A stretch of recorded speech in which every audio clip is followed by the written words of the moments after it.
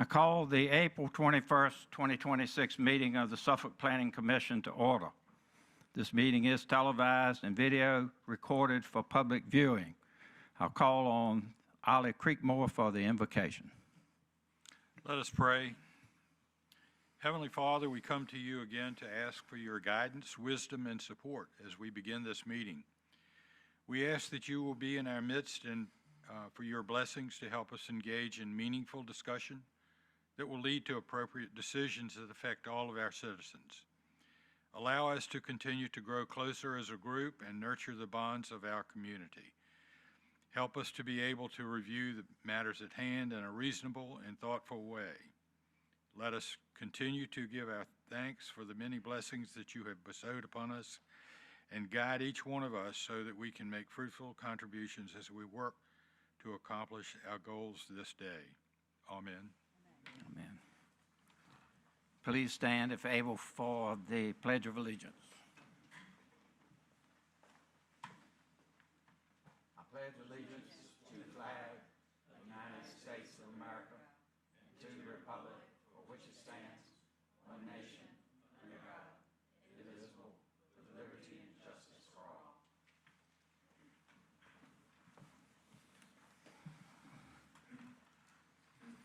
Mr. Wine, would you please call the roll? Yes, sir. Commissioner Bauer. Here. Commissioner Creekmore. Here. Commissioner Edwards. Here. Commissioner Goodman. Here. Commissioner Powell. Here. Commissioner Thornton Manuel. Here.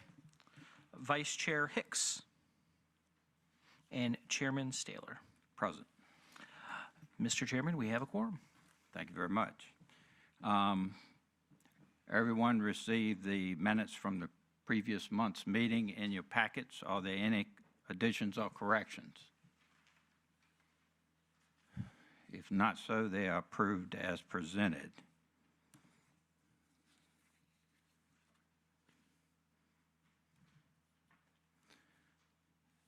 We have 7 public hearings today, so it's not going to be a short meeting. Public hearings are for 30 minutes, 10 minutes for the proponents, 15 minutes for the opponents, and 5 minutes for the rebuttal by the proponents. Our first public hearing, rezoning request RZN 2024-00015, Hill Point Trace 2. Mr. Wine, will you please read the caption? Yes, sir. Rezoning request RZN 2024-015,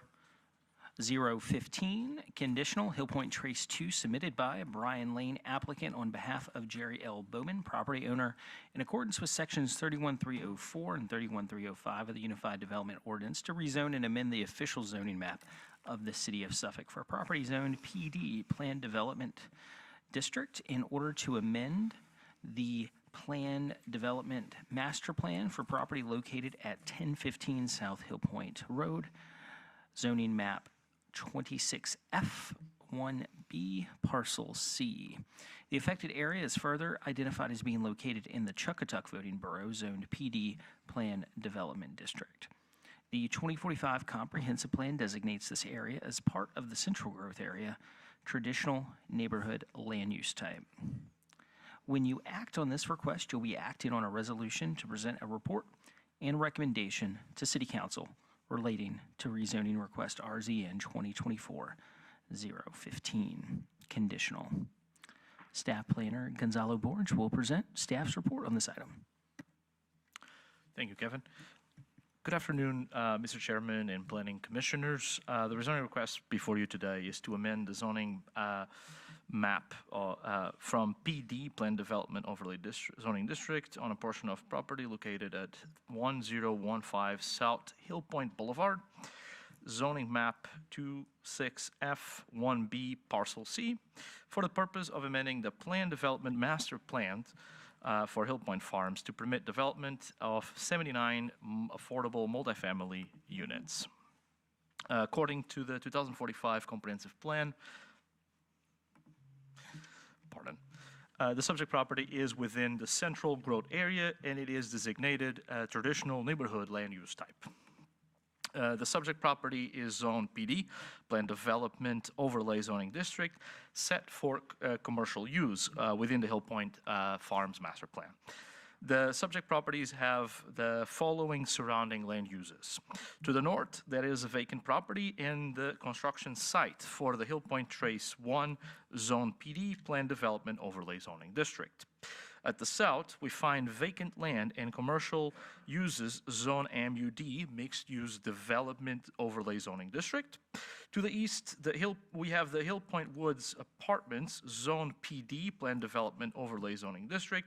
And to the west, there are the Port 58 Apartments and the Suffolk Pediatrics Medical Offices Zone PD Plan Development Overlay Zoning District.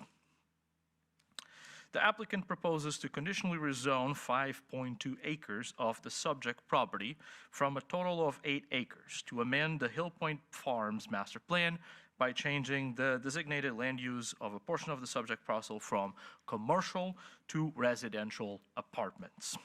This would allow the development of 79 affordable multifamily units for households earning 80% of the area median income or less. The remainder 3-acre portion of the 8-acre subject property will be reserved for a future commercial development. On this slide, you can see the proposed development on the southern end of the property and the residual portion reserved for future commercial use at the northern end of the property. Please notice that while a rezoning action is required for City Council to accept new proffers and modify the master plan, the applicant and property owner are not proposing to change the current PD zoning designation. The proposed development will yield 15.49 units per acre, which is within the maximum density allowed by the Hill Point Farms Master Plan, which sets the maximum density as 16 units per acre. The proposed development includes a road connection to Commercial Lane to the south, 2 stormwater management facilities, a picnic table shelter, 2 bicycle racks, and also pedestrian trails within the property. The applicant submitted a traffic impact memorandum. The 79 multifamily units are expected to generate 532 daily trips, with 32 trips taking place at the morning peak hour and 40 in the evening peak hour. I would like to also do a disclaimer. Please note that the amended proffers from April 20 have included an internal pedestrian path connecting to Hill Point Trace 1 and 2. So up until yesterday, the proposal did not have a pedestrian internal path. Yesterday, we received a new set of proffers that has changed that. So those changes, well, you don't see that on the report. I will talk about them here. Anyway, this slide shows an expanded layout that includes the 3-acre commercial portion that is not included in this rezoning. This is just to show you what could potentially be developed between Hill Point Trace 1 and Hill Point Trace 2. While the proposed layout provides shared access to the commercial portion to the north, as well as a sidewalk connection to this commercial area, the layout does not directly connect the future Hill Point Trace 1. The parking lot and drive aisle ends and flows north to Hill Point Boulevard. So throughout the commercial, there's no direct connection into Hill Point Trace 1. You would have to go to Hill Point Boulevard and then drive into the Hill Point Trace 1. While an exterior sidewalk connection along Hill Point Boulevard South and Hill Point Boulevard is adequate, it is the staff's opinion that both Hill Point Trace 1 and Hill Point Trace 2 would work best if connected internally. This connection could be pedestrian only, which is provided in the proffers, or both vehicular and pedestrian. A pedestrian trail to the east along the central stormwater management facility could offer the needed connectivity and a positive recreational opportunity. That is now present with the new proffers. This slide in front of you shows the master plan as amended. That area there in green is the new parcels that are being created with this, so C1 and C2. These are the elevations proposed by the applicant for the 2 buildings. These elevations are proffered in this rezoning request. With regards to the proffers, the applicant has submitted a volunteer proffer statement with 7 conditions tied to the proposed development. Once again, an amendment of these proffers was submitted on April 20, 2026.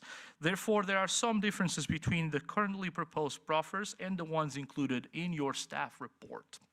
First, the project will consist of 79 multifamily units with a maximum density of 16 units per acre, in line with the Hill Point Farms Master Plan. Second, all units will be designated as affordable housing for households earning 80% or less of the area median income, and this affordability will be maintained for a minimum of 30 years after occupancy. Third, the applicant will contribute a total of $119,000 to support school capacity at Hill Point Elementary and Kings Fork High School. This amount is based on the projected student generation and must be paid prior to the issuance of a certificate of occupancy. Number 4, the developer will complete frontage improvements along South Hill Point Boulevard, including sidewalks and streetlights. Proffer number 5 was amended yesterday on April 20, 2026, and now reads more or less like fifth. The building will allow the approved architectural elevations. It will include at least 50% brick or cementitious siding and provide both an indoor exercise and outdoor recreational areas, inclusive of bicycle parking racks, an internal pedestrian path connecting Hill Point Trace and Hill Point Trace 2, as well as picnic shelter. 6, the project will include a future road connection to Commercial Lane to the south, along with a looped water line and public utility easement to be completed before occupancy. Finally, the applicant will upgrade pump station number 41 to address sanitary sewer capacity needs generated by the development. This proposal will potentially will add 79 affordable housing units, addressing a significant need in the city of Suffolk. The density is consistent with the Hill Point Farms Master Plan, which sets the maximum at 16 units per acre. This development fulfills an existing housing need at an adequate density for this area of the city. However, staff has concerns about the overall design and how the project aligns with the 2045 comprehensive plan. While each rezoning is evaluated based on factors like design, location, connectivity, this proposal does not fully meet the plan's goals for creating quality places, a mixed-use environment, and well-connected neighborhoods. Again, as a disclaimer, the proffers did change some of these elements. The internal trail that staff refers in the staff report is now part of it, part of the proffer. So that connectivity, internal connectivity, does exist now. But specifically, the proposed layout lacks direct connections to the adjacent Hill Point Trace 1 neighborhood and does not link effectively to nearby commercial areas, limiting overall neighborhood cohesion. The trail does help mitigating that issue. Although amenities are proposed, such as sidewalks, bike racks, and a picnic area, the plan lacks detail on the active recreational space and its location. Staff believes that improvements such as internal road connection and trail systems would better support the comprehensive plan's goals. Additionally, the layout does not clearly demonstrate the creation of a quality place as defined by the comprehensive plan, particularly due to the missing internal connections and reliance on future uncertain commercial component. Once again, the trail is there, although the commercial, we don't know what might happen. The proposal also reduces the planned commercial areas within the Godwin and Hill Point areas, which conflicts with the mixed-use vision for the Godwin Boulevard corridor as it continues to develop. This proposal also removes a significant commercial area from the Hill Point Farms master plan, thus undermining the mixed-use vision of the master plan. Such removal does not support the emerging Route 10 Godwin Boulevard corridor as a viable commercial market. In sum, staff finds that this rezoning request does not meet all the goals and intent of the 2045 comprehensive plan. Therefore, staff recommends that the Planning Commission forward rezoning request RZN 2024-015 conditional to City Council with a recommendation of denial. This concludes my presentation. I will stand by in case you have any questions. Thank you. Thank you. We will now open the public hearing. Who would like to come forward to speak in favor of this rezoning request? Please state your name and your address, please. Good afternoon, Commissioner and Chairman. My name is Brian Lane, 7021 Harborview Boulevard, and I'm here today on behalf of this application for the applicant and the developer, and Mark Brinkley beside the applicant, because we are connected into Commercial Lane. It's not a whole lot I can add to that on the technical merit, but I do want to talk about the land use merit, and that's where we've been the past 60 days. We asked for a deferral, and we did have difficulty blending this site with the Hill Point Master Plan and with the 2045 Comprehensive Plan, and there's some good reasons why. I was kind of blown away by a feather yesterday when I read the staff report, and they're still recommended denial. But I do understand why, and I've enjoyed working with staff, you know, where we can get together and really try to come up with a product that's good for the city. And I feel like we have that in front of you today. The reason it's been difficult to blend it, the Hill Point Master Plan, as you're aware, has really gone through some changes since its incorporation back in the early 80s and 90s. It's not even a golf course anymore. A lot of things have changed, but there was some leftover commercial piece, and this is one of those leftover commercial pieces. The owner of that commercial piece feels like that it's there for a reason. He doesn't have a lot of interest in it, and filling that entire piece up with commercial is really not blending in with what this area needs. And when I say what this area needs, I'm going to talk about affordable housing too. Affordable housing, y'all have heard plenty of times before, is a buzzword. Anybody can stand up here and say affordable housing, but not this project. This project is VHDA. It will go into the next pool, which will be next year. There's already a VHDA approved project right beside it that's known as, we'll call that Hill Point Trace 1. And Hill Point Trace 1 is almost open. I'm sure y'all have been by to look at the quality and product that you're getting, because this is what you see is what you get. So when we talk about what we're bringing to the table, this is not your market rate apartments. This is a quality looking building that's not just, you know, we say it's going to be. We proffer that it will be. We have 50% brick with hardy plank, well, any kind of cementous board, but hardy plank is what they're building, putting on the other one. That's a proffered result.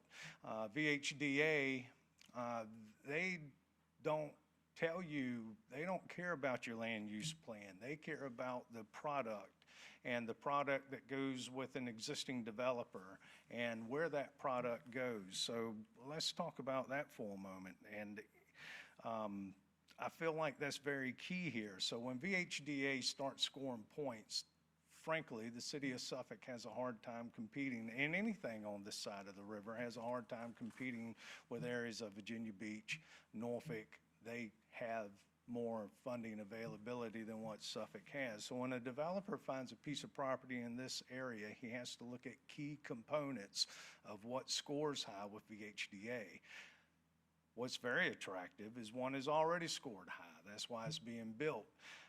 But those components are some component of what the city does put into it, such as infrastructure.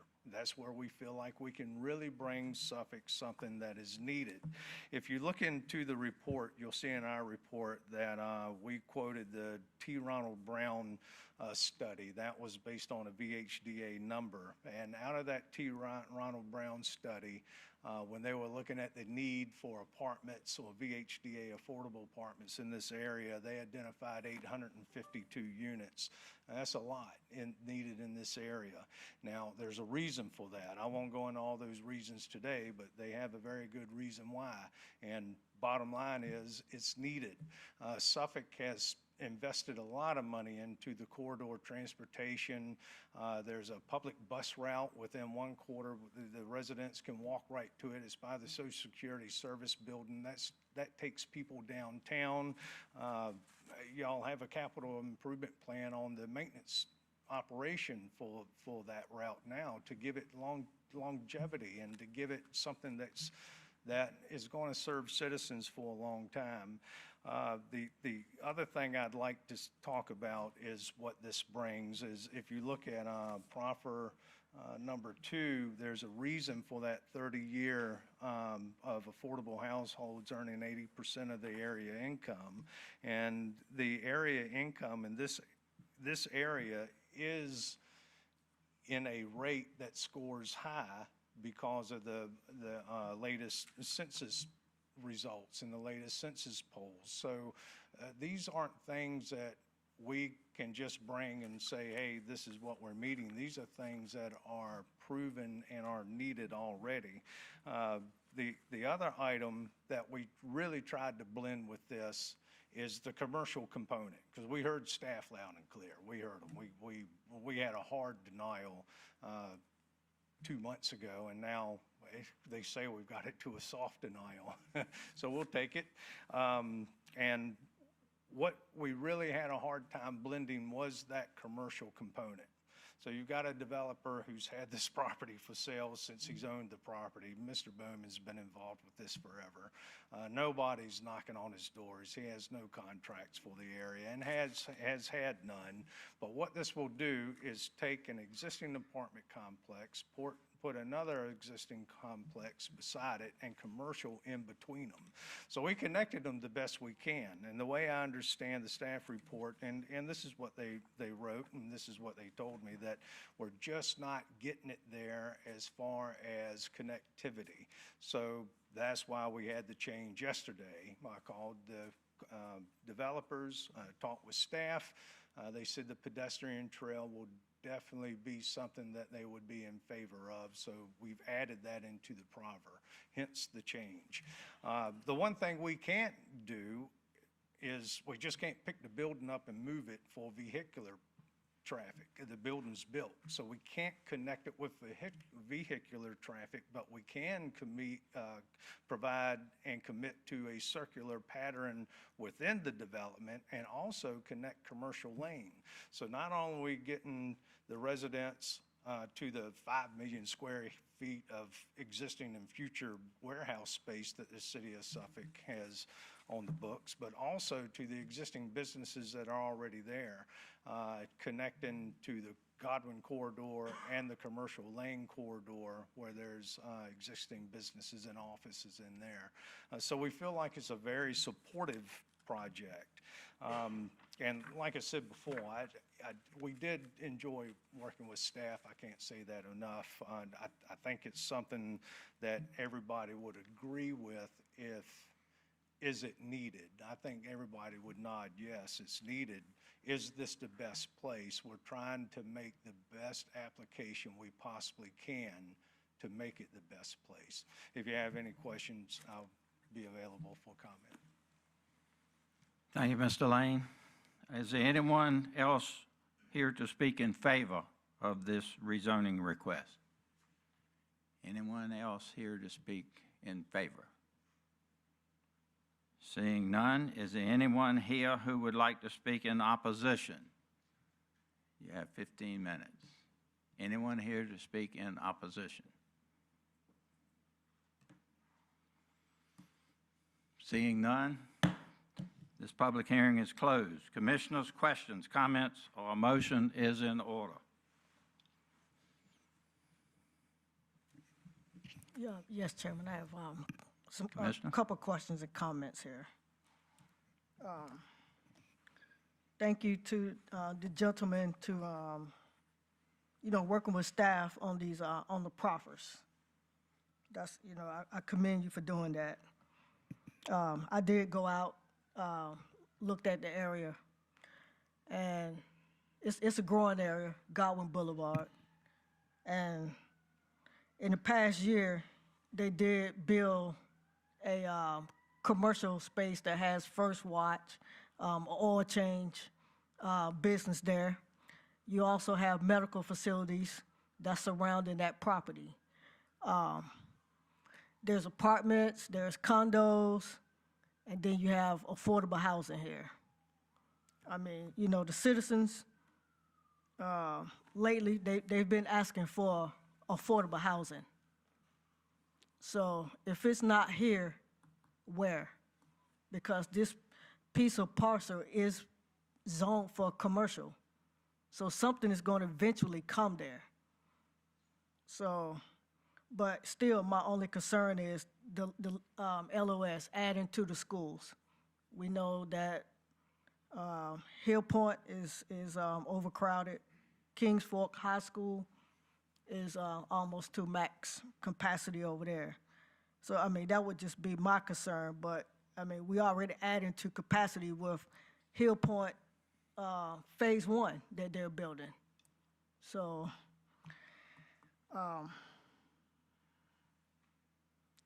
at this time, I'll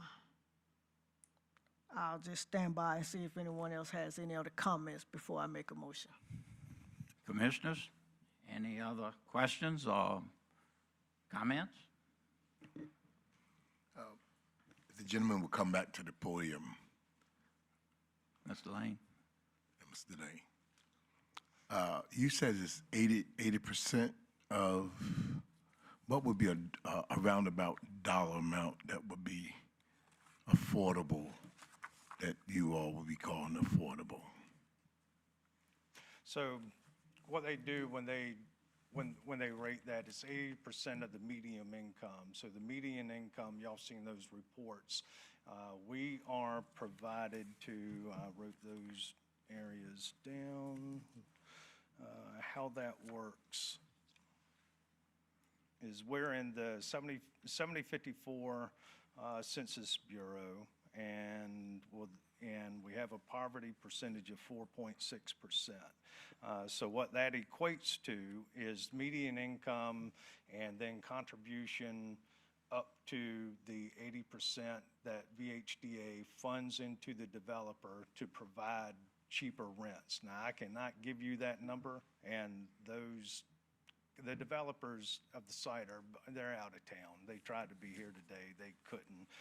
But I cannot put a number to it, but I can tell you how the percentages work. And out of those percentages, what we have are 36 3-bedrooms and 43 2-bedrooms.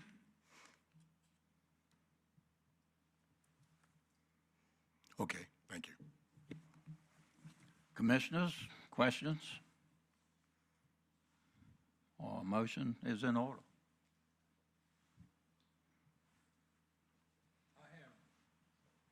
I have a question from Giancarlo. I know the presentation from staff, Giancarlo. My question has to do with this stream that goes through there, through this property, and it's referred to in the area as a RMA area, that the whole plot is in an RMA. What is an RMA as opposed to an RPA? Oh, okay. Resource Protection Area. What is RMA? So those are two different things, obviously. The Resources Management Area is an area that is within the Chesapeake Bay watershed. So a lot of the city is. And then when you have an RPA, it means you have a CBPA type buffer, the 100 feet buffer. In this case, this property is within the RMA, but does not have an RPA. Because the stream you see there is not a Chesapeake Bay Act sanctioned watershed. Okay, thank you very much. That was a question that I had. You give me a chance to speak. I guess just for anyone in staff.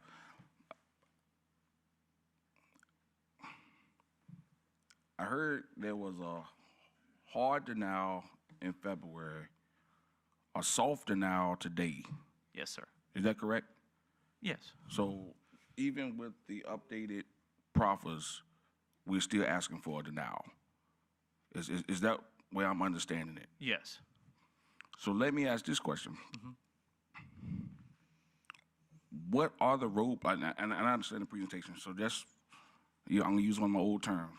So my grandma on TV who's listening, because she can understand, why is this project being denied if we went from a hard denial to a soft denial? What is the roadblock from us getting to it being accepted? So initially in February, the documentation that we had, we analyzed, did not included any sort of idea of what, let me get you to the right slide. See, this slide shows you see Hill Point Trace 1 to the east being developed, right, so northeast, and then Can you use like one of the highlighters? I cannot, I don't know why, this is not working. I don't, there you Yeah, go. there we See, go. I tried earlier on, it wasn't working. It's totally my lack of talent. It's not the machine. So yeah, this was not given to us. So this is one of the pieces that were missing. So this was a total sort of incognito. We had no idea what would go here, so we were not being able to, how does this over here connect with this down here, and is there an access or not? So that's one piece that the applicant has provided, which helps clarifying what potentially can go there. Now, we don't know if this commercial will be developed or not. This is not exactly part of this application, but it does hint, it does hint that there is now something in there. Although, as you can see, this does not connect to this. You have to leave and go around. Staff believes that internal connection would make this application better because it would create a more cohesive neighborhood, a better fabric that has continuity and connection, right? Make sure, hold on, real quick, I don't mean to interrupt, make sure I understand. So we have an existing apartment complex basically to the west. To the east, excuse me, to the east. Yes. That's existing. So there's you're talking about this one here? Or this one? This is Hill Point Trace 1. Which one? Yes. You got the stick. I'm sorry. Like, you see the one with, it's like 9 of them, 9 buildings in the aerial picture? Yes. That's the existing one, right? The one southeast, yes, is existing. Right. So to make sure I understand, the new part 2 is not connecting to the existing one, and what's being put together in part 1 is not connecting to the existing nor the part 2. Is that correct? Yes. So we're saying we're building something that's affordable, but in all these affordable houses, it's disconnected and not connected to the whole collective soul with the commercial in the middle. Yes. Thank you. And the other component is the trails, which the applicant has addressed. So the new proffers that came in yesterday do show that they commit to develop that internal trail system. We believe that that trail system is helpful. Does not solve all the issues, because as we discussed, there are other components related to the master plan, to the comprehensive plan, that the case might not check off entirely. But the inclusion of the trail does offer an internal connection, only pedestrian, but is a connection that offers sort of a continuity between Hill Point Trace 1 and Hill Point Trace 2. So they don't feel as two different disconnected things. And again, we don't know if the commercial will be developed. So let's say that one is developed, the other one is developed. That whole commercial portion to the northwest is not, it's just woods. So there's no connection. So building the trail that goes perhaps around the pond or something like that will offer the community a connection, a connectivity, but also a recreational option that until that point they didn't have besides the picnic tables and the bike racks. And I think to answer your question, we think that with what we had initially led us to a much more stronger denial. We think that with these new documents being submitted of good faith by the applicant, it does lead to a not so hard denial. I understand, but without the commercial aspect of it, even when you're building out phase 2, it's still disjointed. So you basically need a commercial piece to make this whole connectivity argument work. Is that correct? Ultimately, yes, ultimately something that would create that flow and connection. We believe that this should be approached in a much more comprehensive manner, as a sort of a place where folks could navigate that space without having to go out of the property in an outside sidewalk or driving a car, et cetera. There are connections to the commercial to the south, which is very important, but we still feel that that sort of connection to the northeast would be important. And that's what the comprehensive plan also guides us to. And as you know, we do this based off the documents that we have. It's not, it's not feelings or it's based off that documentation. And we look at that and we make our analysis on that. Yes, sir. Commissioners, any other questions? Mr. Lane? Mr. Lane, you have any follow-up to what I heard with the connectivity and without the commercial piece being there to connect it all together? Of course I do. We looked at that really hard. If you look at that, everything's apartments in that area, so we're not adding anything that's not already there. We're adding to what's already there. So we felt like we were blending it. We did talk to the owner and the developer about switching the parcels, taking the apartments, put them on the corner piece. That was a very bad suggestion and planning idea to take the corner of that commercial piece. It's really a hot corner for commercial. That's where they're going to want to go. And then we felt like we were doing a disservice to the whole area by putting commercial in between everything, by swapping the parcels. So that is why we proposed the pedestrian trail. Now, I want to remind you, the comprehensive plan also really discourages hopping in your car and driving around the block. They want you to walk to places, and that's what we're trying to do. What we're really trying to do here is providing the pedestrian connectivity within walking distance, because we can get a trail through the woods to get to the other apartments. We would have connected it with vehicular, but you can see the building's in the way with the commercial property. It's already built. Like I said earlier, we can't just move it. So we've done the best we could with what we have, bringing the best product forward.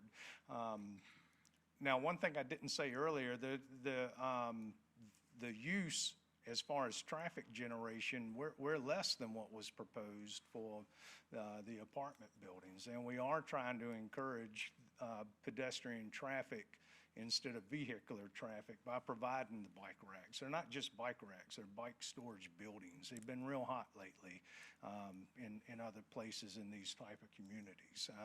People really want them and use them. I hope I answered your question. I have a question from before you leave. Looking at the parcel, knowing it is, I drive by it like constantly, soccer games, errands, knowing that the hospital's right down the street, there's medical offices right around the corner. It's in my opinion, I'm not a planner or a developer, but a really prime area for any kind of supplemental medical offices or honestly any commercial. Guess I'm gonna ask the obvious question. You said it's been sitting with nobody wanting to develop it commercial. Why do you think that is? I think there's two reasons. I think number one, this is getting too far off of the boulevard. We're out of the corridor of Godwin Boulevard. We're about 900 feet away. There is a corner that the owner owns right, you say you traverse that frequently, so right at the left-hand side of the now care. That's what he's trying to market real hard for, that hard commercial component like a C-store. But Wawa went down the street, so you already have a Wawa. You see where the apartments were developed right there in the middle of the loop, and those commercial components have already came in and they're built out now, but that is also within the corridor area. So we think you're exactly right. We think this is going to be more or less a commercial tradition neighborhood type businesses, such as engineers or surveyors or accountants or medical office buildings, or maybe a boutique, some type of boutique. We think this will encourage the development on the corner because it does provide the connectivity that developers look for. Thank you. That's vehicular. Commissioners, any other questions? If none, a motion would be in order.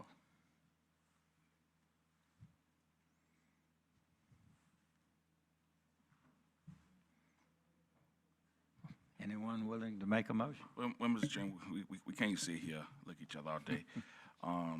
So I'm just gonna make a motion and we'll go from there. Mr. Chairman, I move for the denial of RZ 024-15. Okay, we have a motion. Is there a second? Second. I second. All right, this is a motion for denial. And Mr. Chairman, I just want to say something before we vote. I really like the project. My problem with the project comes down to, if we're going to make an argument for affordable housing, I don't want affordable housing that's disjointed, because disjointed affordable housing turns into areas that really can't grow. What makes vibrant areas vibrant is the fact that they're connected and you can move and you can groove through it.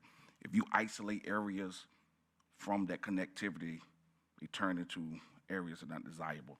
So we're gonna do something that's gonna be affordable. I want to be just as connected as we do anything in an upscale area, instead of having this saying, let's just call it affordable. And that's why I'm against it. Commissioners, any other comments? If not, Mr. Wine, please call for the vote. Commissioners, please vote. Yes is no.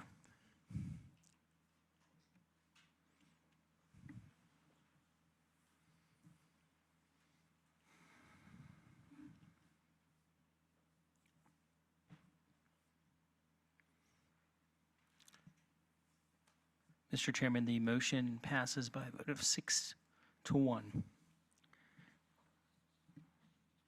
This item was voted on and denied. It will go before City Council on April the 15th, 2026, with our recommendation for denial. Moving on. Next item on our agenda is rezoning request RZN 2025-00009, conditional, 400 Jonathan's Way. Mr. Wine, will you please read the caption? Yes, sir. Rezoning request RZN 2025-009, conditional, 400 Jonathan's Way, submitted by Bob Arnett, Coastal Virginia Partners, LLC, applicant, on behalf of Shelley C. Atkinson, Allison C. Darden, and Mark G. Klein, property owners, in accordance with Sections 31304 and 31305 of the Unified Development Ordinance, to rezone and amend the official zoning map of the City of Suffolk in order to change the zoning from RR, Rural Residential Zoning District, to RM, Residential Medium Density Zoning District, conditional, for property located at 400 Jonathan's Way, zoning map 26, parcel 7B. The affected area is further identified as being located in the Chuckatuck voting borough, zoned RR, Rural Residential Zoning District, and SCOD, Special Corridor Overlay District. The 2045 Comprehensive Plan designates this area as part of the Central Growth Area, Rural Neighborhood Land Use Type. When you act on this request, you'll be acting on a resolution to present a report and recommendation to City Council relating to rezoning request RZN 2025-009, conditional. Once again, Staff Planner Gonzalo Borge will present staff's report. Thank you, Kevin. Once again, good afternoon, Mr. Chairman and members of the Planning Commission. This rezoning request before you today is to rezone and amend the official zoning map of the City of Suffolk to change the zoning from RR, Rural Residential Zoning District, to RM, Residential Medium Density Conditional Zoning District. The subject property is 26.37 acres in size. and the entirety of the property is subject to this rezoning request. The property's southern boundary is also located within the Special Corridor Overlay District, also known as SCOD, along Highway 58. The 2045 Comprehensive Plan designates this area as part of the Central Growth Area, and it is a rural neighborhood land use type. The subject property, has the following adjacent land use. At the north, single-family detached dwelling units, the River Bluff at Hill Point subdivision, and Tidal Wetlands Zone PD Planned Development Overlay District. To the south, Highway 58 and Tidal Wetlands Zoned RLM Residential Low Medium Density Zoning District. At the east, the Nansemond River CBPA regulated wetlands and vacant land zoned OI, Office Institutional Zoning District. And finally, to the west, we have single-family detached dwelling units, the Applewood Farms subdivision, zoned RM, Residential Medium District. This slide shows you the rezoning exhibit submitted by the applicant. The applicant proposes to conditionally rezone the entirety of these 26-acre subject property from RR Rural Residential Zoning District to RM Residential Medium Density Conditional Zoning District. The rezoning area is everything you see there in sort of pink salmon color.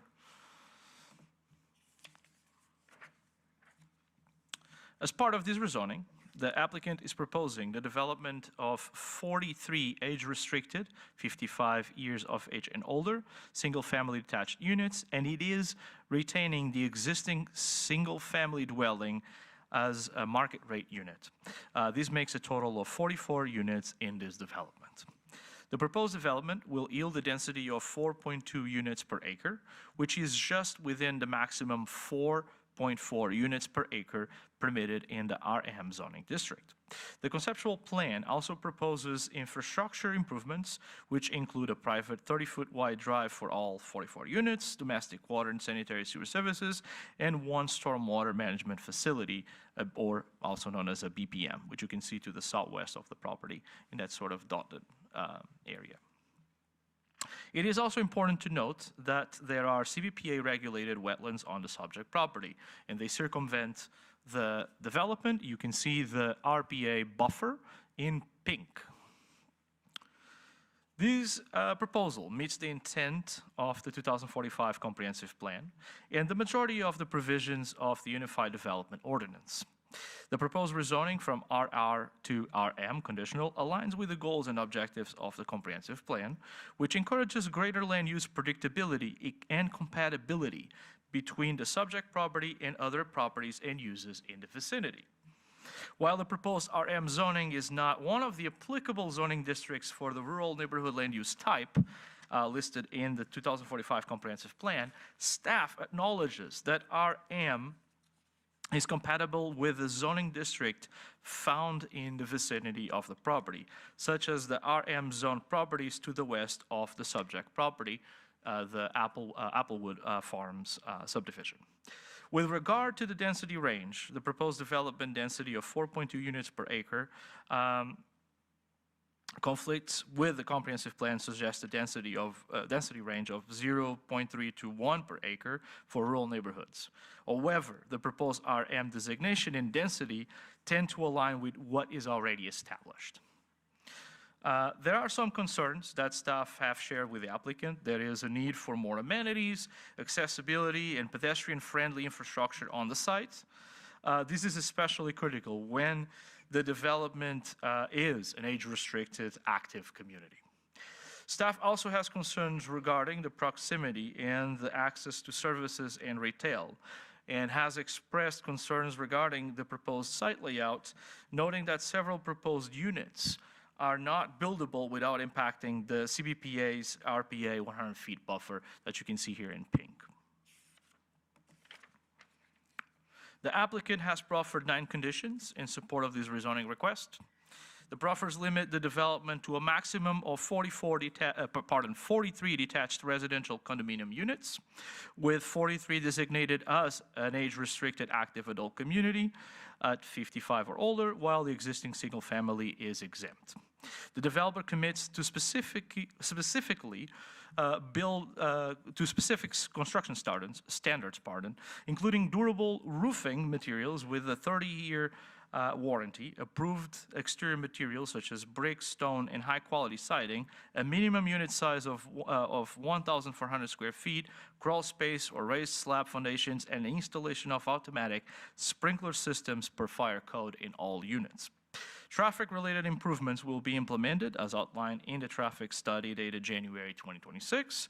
And additionally, per the traffic report, while 11 single-family units are permitted by right, equivalent to 17 age-restricted units with no occupancy restriction, the developer will contribute $26,875 towards the Godwin Boulevard Corridor Improvement Project prior to the issuance of the 18th condominium certificate of occupancy. Upon analyzing all documentation and plan, staff finds that there are some items regarding the site layout, wetlands impact, and amenities that need to be addressed at the plan review stage. However, it is staff's opinion that RM sets the density range to an acceptable density, and that does align with the existing conditions of the property and its adjacent neighborhoods. Therefore, staff recommends that the Planning Commission forward rezoning request RZN 2025-009 to City Council with a recommendation of approval, subject to the voluntary proffered conditions as proposed. This concludes my presentation. I'll stand by in case you have any questions. Thank you. Thank you, Mr. Borges. We will now open the public hearing. Who would like to come forward and speak in favor of this rezoning? Please give us your name and address, please, sir. Good evening, good afternoon, Chairman Staler, members of the Planning Commission. My name is Grady Palmer. My business address is now it's 222 Central Park Avenue in Virginia Beach. It's a pleasure to be here today on behalf of Coastal Virginia developers. Mr. Arnett, Mr. Mann are both here today to support the application. This is a really unique situation and unique piece of property that connects into the Applewood neighborhood, an existing neighborhood. The property owner's family owned all this property for many, many years and sold it off to developers to create Applewood and preserve this 25-acre piece of property where they built their home, and he's since died, and the family has sort of moved on from the property.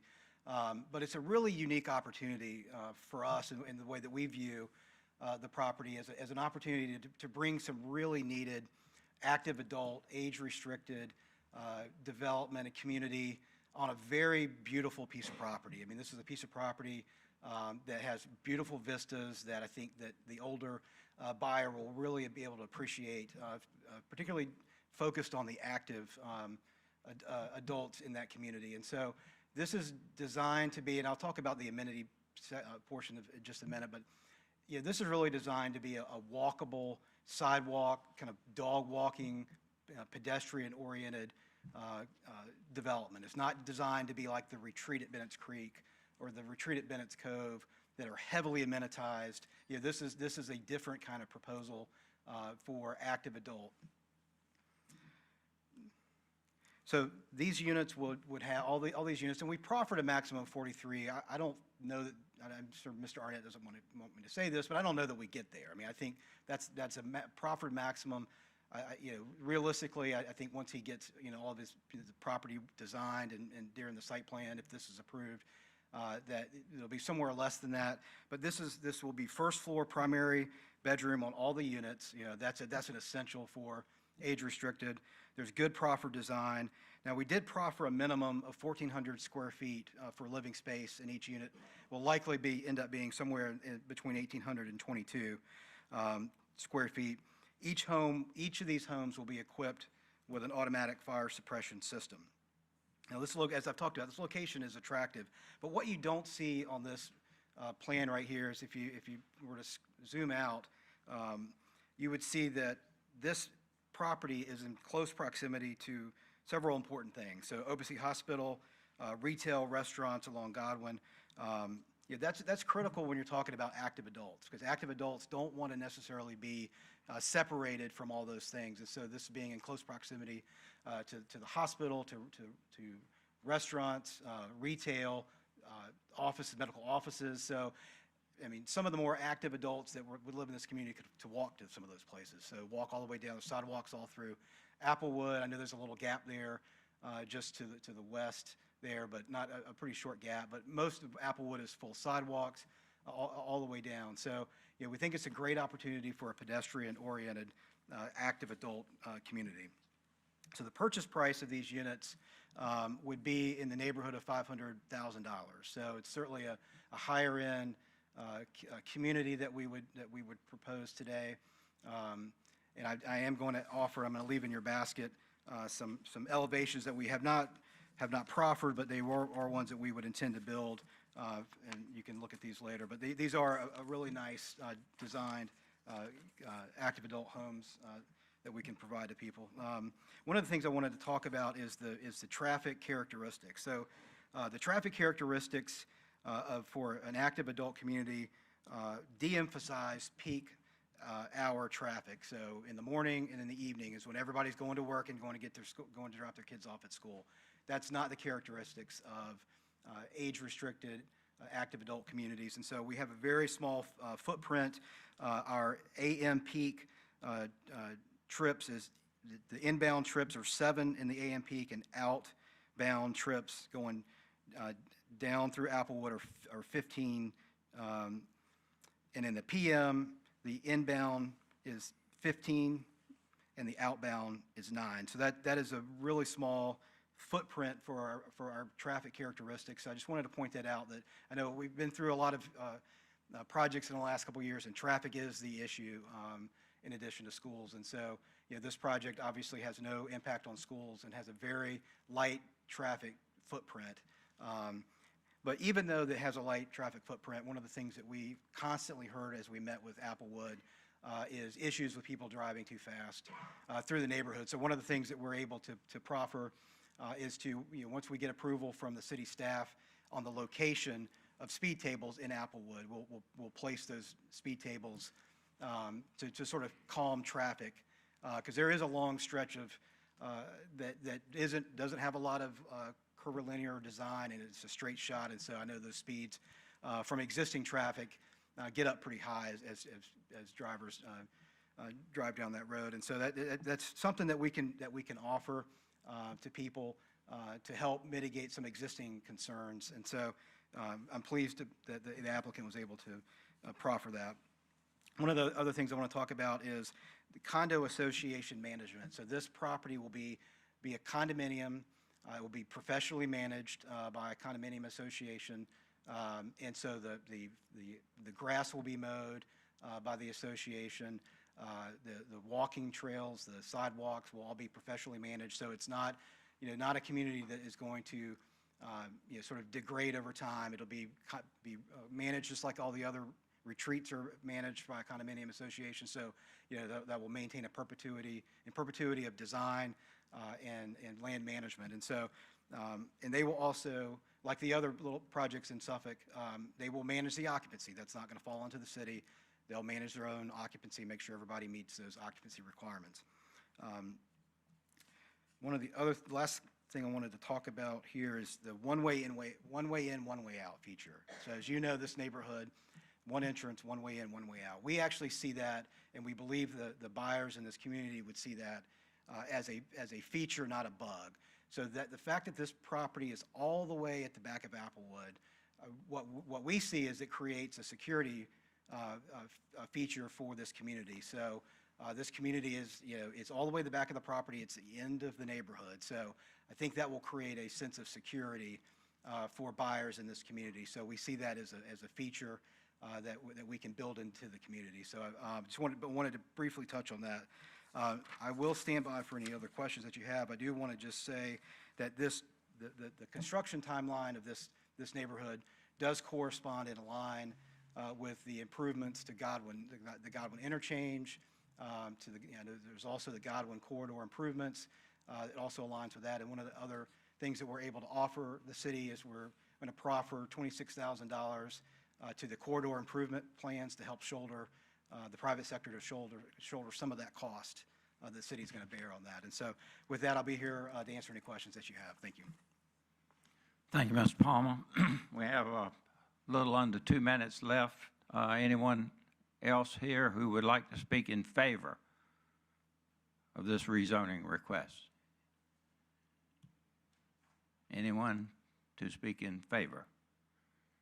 If not, we'll move on. Is there anyone here in attendance that would like to speak in opposition to this request?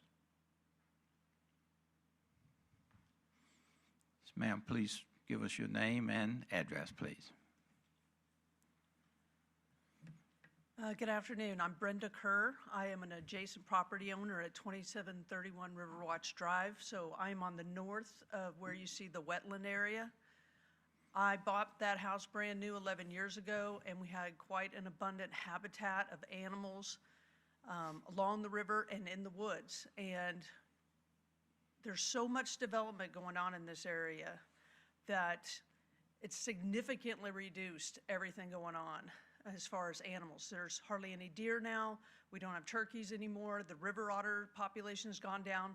We have a significant amount of herrings in that marsh area in blue. And we have a pair of bald eagles that have been there since I've lived there. And then they used to live on the north side where we were. Then their tree died, and guess where they're at? They're on the south side, right there in that RPA zone. And my concerns are the work that they're gonna have to do in the RPA to develop this property is only gonna make the situation worse. Because you guys have seen all the development that's been approved all through the Hill Point area. You know, I've seen it all and gone through all that. And so I'm just worried that we're getting to the point where there's no place left for the animals out there. And I'm concerned that they're going to damage the RPA area, and you know, you can't go back in there. It's thick woods, it's full of ticks in the summertime, so, you know, as far as views and vistas go, the only way you're gonna, you know, see the water in the summertime is maybe on the right-hand side where the existing dwelling is, because they don't have a lot of trees down there, but the rest of it is completely wooded. You can't see the water. I can't see the water from my house when the trees are fully bloomed. So I'm more worried about the impacts to the environment in that area with all the development going on. This is just adding to the last piece of green space available for habitat. Thank you. Thank you. Is there anyone else in attendance that would like to speak in opposition? Name and address, please, sir. Good afternoon. George Fiddler, 279 Jonathan's Way, which abuts the property. My concern goes back to the traffic and the egress. I know he mentioned walkability. We just lost Masons at the end of the street, but that's really, I mean, that's over a mile to walk, which for 55 plus, maybe they would, maybe they wouldn't. But the real concern comes down to egress. Twice since I've been there, we've either not had access to get to the house or we were not able to leave the house because of the recycle truck or the garbage truck fire, and then a few years later when one of the single-family homes caught fire. And that was for more than half a day. You're now talking about adding another 44 homes that could be blocked in. And with the 55 plus, that could also prevent medical if there happened to be a medical emergency after a fire, during a fire. They're my two concerns. Thank you, sir. Thank you. We still have some time left. Anyone else in attendance that would like to speak in opposition? Anyone else who would like to speak in opposition?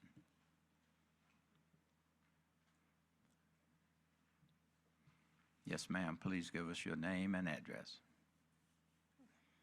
Hi, my name is Misty Turner. I'm at 104 Pippin Drive. I'm actually 2 streets away from where that building is set to take place.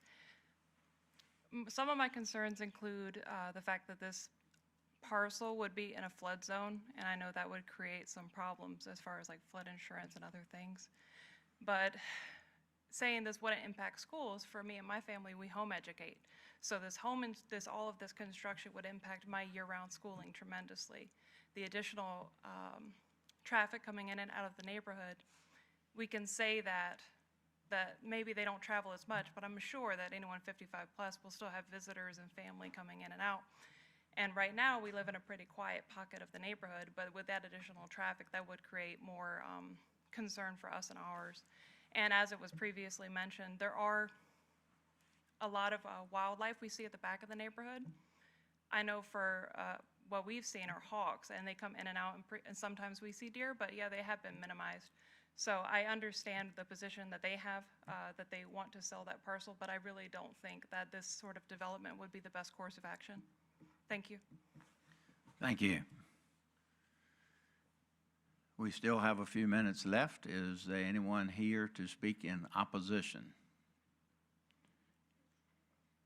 Anyone in attendance that would like to speak in opposition? Seeing no one else, Mr. Palmer, you now have 5 minutes for rebuttal.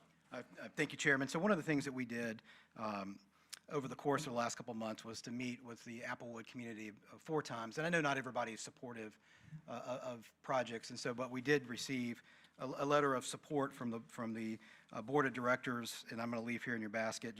Just want the commission to know that we did meet extensively, trying to work through some of the development proposals, and so finally landed on what you see here on the screen tonight. But here's the letter of support, and I'll leave that in your basket.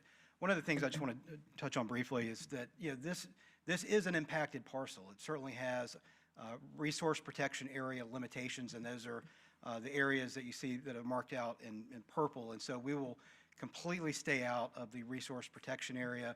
That's the 100-foot buffer that's measured from the edge of the water, and then 100 feet into the property. And so you see that there is a small part of the property that will be impacted in the resource protection area for the extension of Jonathan's Way, but that's fully provided for in the Chesapeake Bay Preservation Area. But the rest of it, that is the development footprint. So we will not be within any areas of within the 100-foot buffer.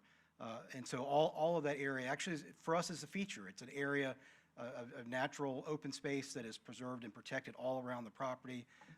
You know, and that too is a vista for us. I mean, it's something that people like to see and live next to, that sort of protected forested area, that 100-foot buffer. And this is a well-forested 100-foot buffer. And so again, it's a feature for us. This is a unique piece of property.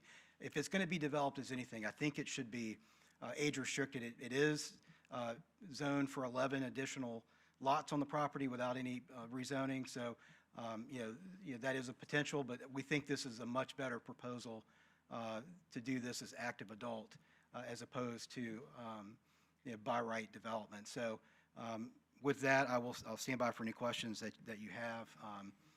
Thank you very much.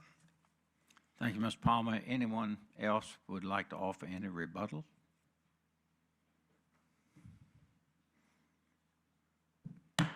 This public hearing is closed. Commissioners' questions or comments or a motion, or all of the above?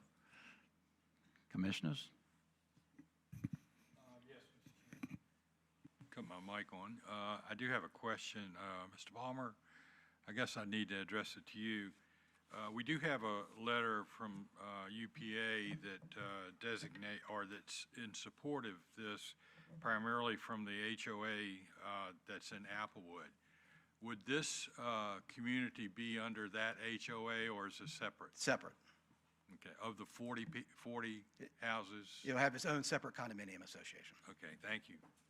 That's all I have. Commissioners? Yes, Chairman, I have a couple questions. Mr. Grady.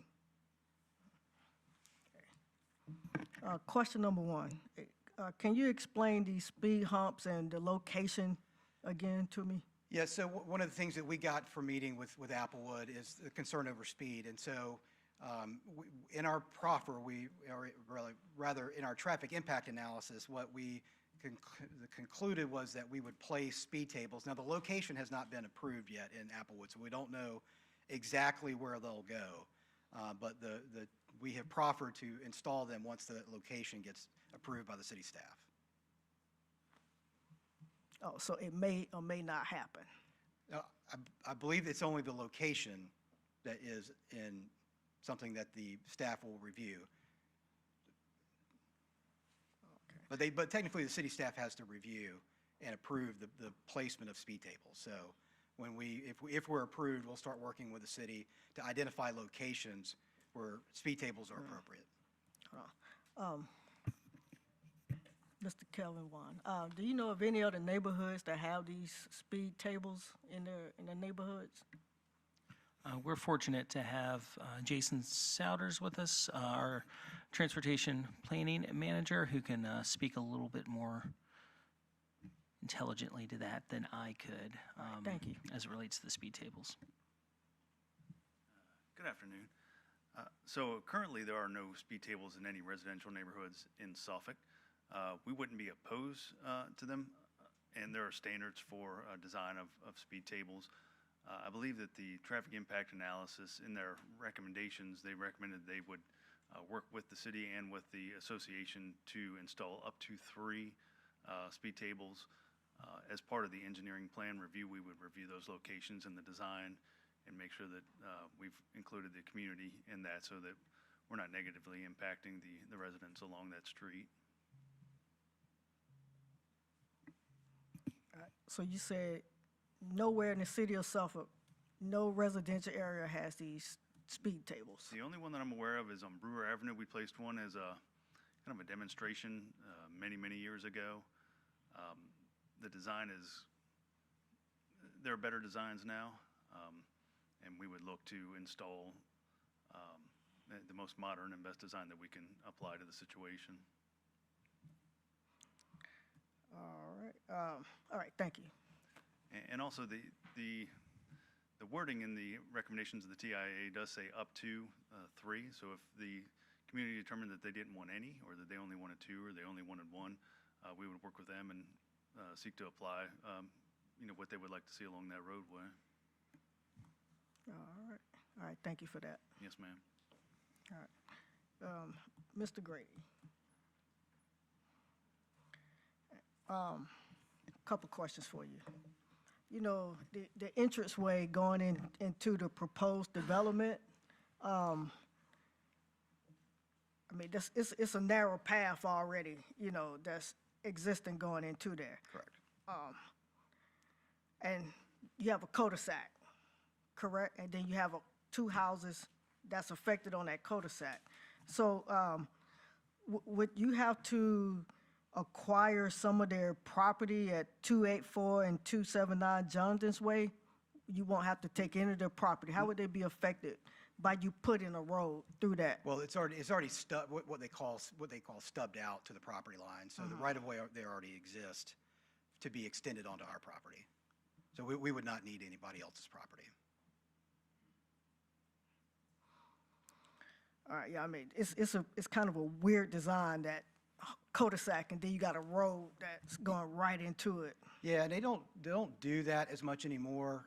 They still typically want you to stub to the property, but cul-de-sac stubs, well, as you know, cul-de-sacs are discouraged in Suffolk anyway, so you don't see a lot of that anymore. But it was a typical way to preserve potential for road extension in the future by pushing the cul-de-sac all the way up to the property line. All right. Yeah, my next question is, I mean, I had a chance to go, stand out on the property, and I heard the cars, the trucks. So how would that noise level affect the property, and would you entertain putting some type of noise buffer for those homes so they won't have to listen to that noise traffic? Yeah, I think, currently, there's a lot of homes on Jonathan's Way that back up to 58, and it certainly, can be a nuisance to some people. And certainly if there's any sort of, recommendations that the city staff have to buffer, would certainly buffer. It does have currently a pretty good vegetated buffer along 58 there that will provide some noise mitigation in and of itself. But certainly if there's any, sort of recommendations for noise mitigation, we'd certainly look at that. Because we would want our buyers to be happy. Yeah. Oh, and you mentioned sidewalks, right? The sidewalks will just be in that community because once you exit out of there's no sidewalks on Jonathan's Way. Yeah, there's a gap, and most of Jonathan's Way has one sidewalk on the north side, I think it is. But yeah, there's a gap in there for a couple hundred feet where I guess they just decided not to build a sidewalk, which is unfortunate. But there'll be full sidewalks through our neighborhood on both sides of the street. Well, on the main thoroughfare on Jonathan's Way there. All right, and you mentioned that this piece of property will be underneath a condominium association? Correct. Okay. Would manage it. So it'd be Okay. professionally managed. And they'll be responsible to ensure that only 55 plus? Correct. That's right.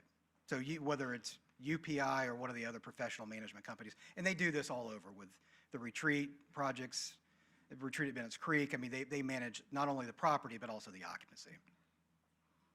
Yes, I mean, that's good that you mentioned those other properties, because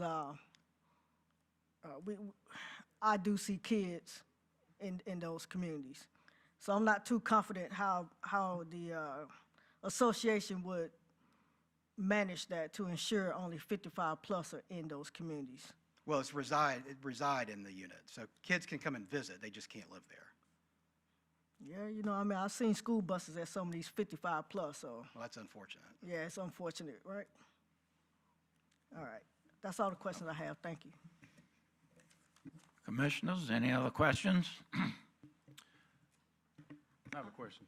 Did you raise your hand, or should I ask? All right. Maybe this is my rural Suffolk ignorance, and this may not be for or against, but I'm curious on the Board of Directors of the Subdivision Owners Association. Is that made up of a political body, or is that actually owners that live in that neighborhood? Anyone know? That would be neighbor, or property owners within that neighborhood. So it is represented by those who actually own. Okay. Any other questions? I had a question, and it was brought up in many of the letters people wrote in about the community being proposed as a 55 plus as a way to get this approved, and then it turns out not to be that. I would like to hear maybe from the city attorney, how could that happen? I think some citizens would like to know an application that comes in as a 55 plus community, and then after the fact, as development happens further, could it change and not be so, or be partially 55 plus? Is that, again, I'm not trying to speculate, I'm just trying to answer some of the citizen concerns. So when there's been a couple since I've been here, and how that generally happens is the applicant needs to reapply for a new rezoning. So it would be amending the proffers. So that would require the same steps as we're having today. It would come before this body for a public hearing and then go before City Council for a public hearing, and City Council would ultimately decide whether or not they would allow the amendment. So if it is one of the proffered conditions, as I understand, again, I understand there's no guarantees in life, but I, again, want to just reemphasize that it would have to come back for another hearing for that to change. It can't just happen, and it got snuck by us. No, so proffered conditions, if they are approved by City Council, are a specific zoning law that applies to that property. So it is, the zoning administrator has the authority to enforce that zoning law, and it can only be changed through the same process that was put in place. Okay, thank you. And then I think of a question for maybe Kevin. The developer just said in his kind of rebuttal that cul-de-sacs are discouraged in the city of Suffolk, yet I see 3 on this plan. Is that something, is there a reason for why they're discouraged? And I apologize for not knowing the answer to that. It's just right in front of my face. Yeah, that's a great question. So cul-de-sacs are discouraged, and you'll see a lot of subdivisions pre-1999 in the city of Suffolk in which there are a prevalence of cul-de-sacs within a community. The UDO was adopted in 1999, and as part of that, we established some development standards for residential subdivisions. The reason they're discouraged is because they limit connectivity. They are dead ends that don't connect to other streets, and that presents a challenge for connected walkability of communities, and really presents a challenge for emergency service access, in having multiple ways to get in and out of communities. So they're discouraged for a variety of reasons, but ultimately we found the best communities are traditional neighborhood design in which you have an elaborate street network of connected intersection points. As it relates to what is depicted on the conceptual layout of the developer, our subdivision standards are tied to just that, subdivisions. So they apply when a developer is creating multiple lots. Anything over 4 in the city of Suffolk is classified as a major subdivision subject to those standards, and in which they would dedicate public right-of-way as a part of their development. The reason that this developer is condoing, or one of the reasons, is because they would not be dedicating public right-of-way, because the number of units that they are requesting for this property would dictate the need for 2 points of access should it be a subdivision. So with that being the case, they are constructing what is a private street, and it is not subject to those same cul-de-sac standards. Gotcha. One more question while I got you on the mic.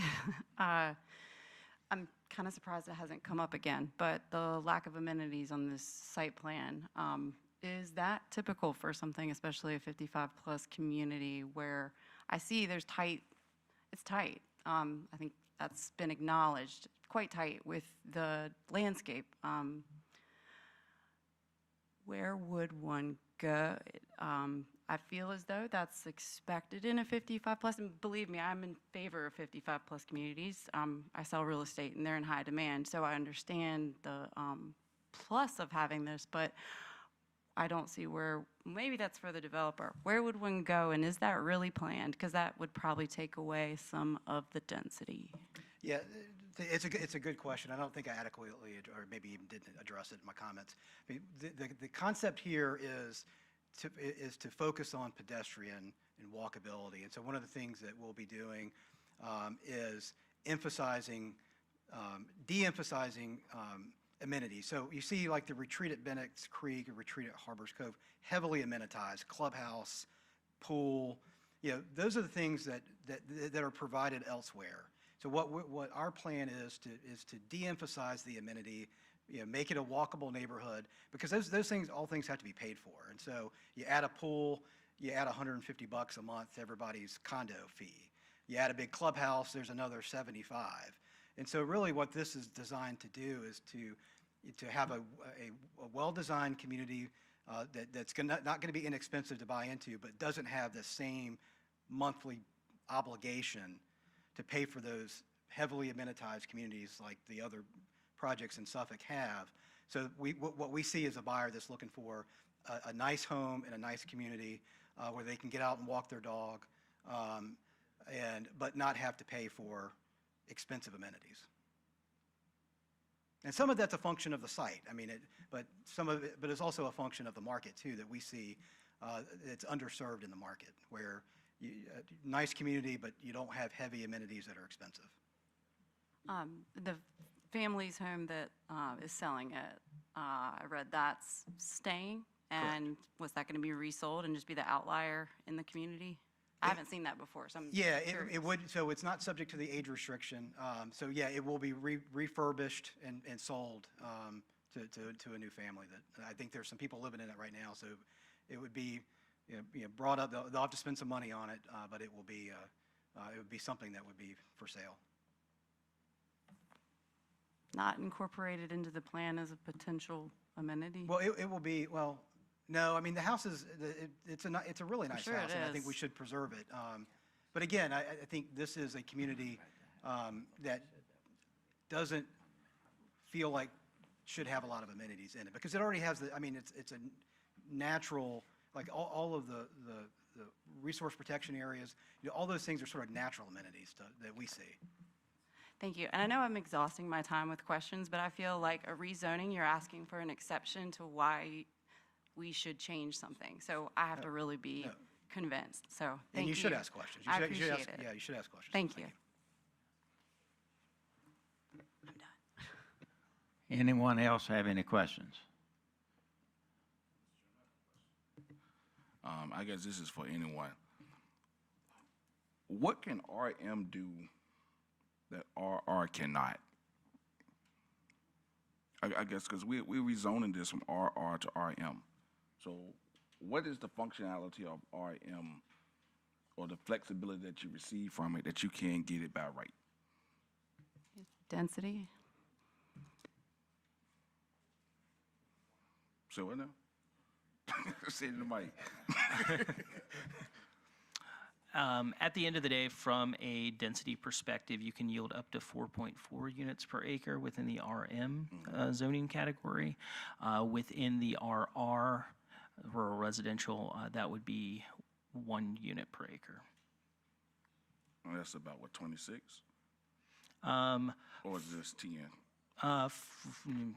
For the usable acreage that you have here, the uplands, I believe it'd be about 17 units 17. by right, yeah. And make sure I understand, according to the report, the RM being allowed is basically because it's adjacent to the old Jonathan's Way community? It's kind of because it was so close? I mean, because that's, I mean, the way it was worded, because I read it where RM is allowed because it's so close, but the density is not really, but we can go with it because it's RM. And that's what I'm kind of confused about, is why is RM being allowed? And does it have to be 4? But if the only reason for the RM is the density, it makes sense. But go ahead, I'll let you answer. I didn't go to school for this. So when we evaluate any rezoning, that first question we ask ourselves as we're analyzing it, is the existing zoning correct? And does that zoning align with the desires and the goals of the comprehensive plan? One of the more important decisions that we made when we adopted the 2045 comprehensive plan was having a more refined land use approach to make it more predictable. And there are some pluses and minuses with that desire to make land use more predictable, but also it limits potential flexibility when it's warranted. In this case, there are several properties throughout the city that are within the growth areas. They are located in proximity to infrastructure that development could take advantage of. However, due to their base zoning, the zoning that was in place at the time of the adoption, there were kind of default land use designations put on it.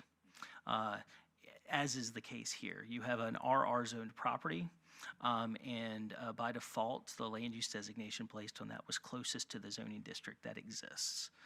So in analyzing this particular case, we looked at the existing land use pattern. We looked at the existing infrastructure network, its proximity to the densest parts of the city, and we have to ask ourselves, is RR the correct zoning for this property? And the answer to that was no, it's not, based upon those reasons I shared. Does that make RM the best? That's more open to interpretation. But based upon the existing land use patterns, based upon the density that you see in Applewood, RM is far more compatible with the existing land use pattern than the RR. One question, and I'll leave here. I can make this for the applicant. All right, so RR could work here, but does it have to be for 0.2 density? Because based off the sheet we saw in rural areas, looking at more from 0 to 3. So is something like a 3 or a 2.4? Is that more compatible based off the way? I mean, this looks tight. So does it have to be 4 to make this work? I guess maybe that's for the applicant. Is that more for the That would be an So that's my applicant question for the applicant. Does it have to be 4?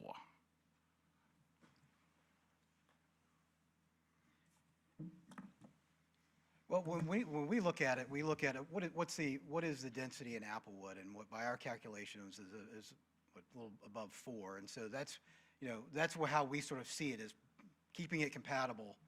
Now, this site has a little bit more of some constraints on it, but I don't think we've proffered a maximum of 43 units. That's how we calculate but will we get 43 units? I don't think so. So in effect, there will probably be some reduction if this is approved as we go through the site plan process. So I know that's not technically an answer, but I think this is the maximum anybody could ever get with the proffers. When they get through the process, will they get that many? I don't think so. So I think there'll be a natural selection that will happen. Thank you. Commissioners, any other questions? Mr. Palmer, I have one. We probably should have told you just to stay up there. You mentioned the existing dwelling. Somewhere I had in my head that was going to be included in the condo considerations. So would you explain the use of that again, what your plans are for the existing dwelling? It will be included in the condominium association. It's not included in the age restriction. So a family can buy that house as they have for years and live in it. That's the only one that will not be subject to the age restriction. Okay. But it will be a part of the condominium. Okay, thank you. I have a question. Kevin, this is probably for you.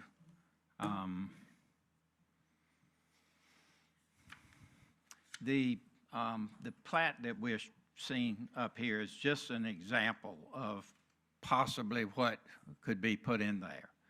But it's my understanding that as far as the setbacks from the RPA areas, all of that would be considered in the final approval, your final approval for the plat to build on this site. Is that correct?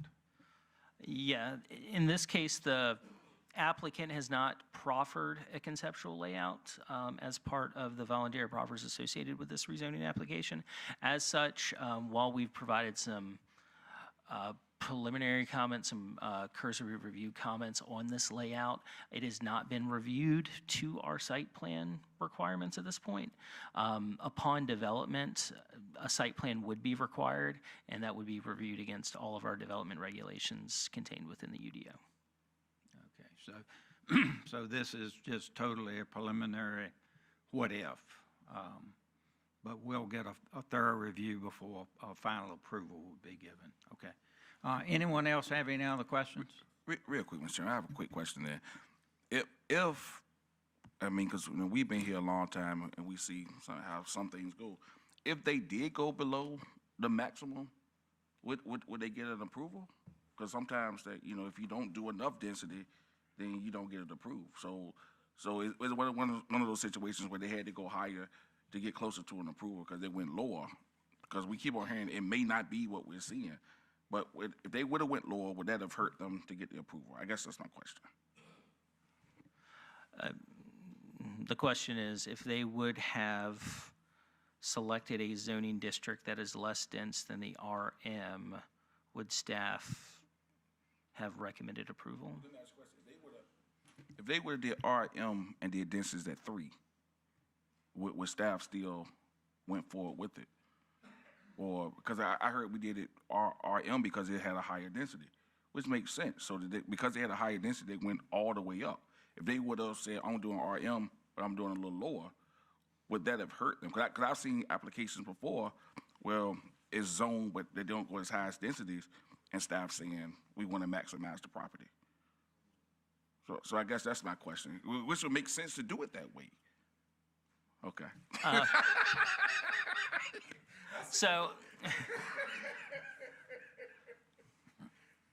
So there have certainly been, during your time on Planning Commission, and my time with the city, applications in which they have submitted a development request that falls significantly below the recommended density range. That's not necessarily the case with this application. If they were to have, it is quite common for a developer, when submitting a rezoning application, to select a zoning district that has X density associated with it, but they'll proffer a density at a lower amount. That's not been the case with this application.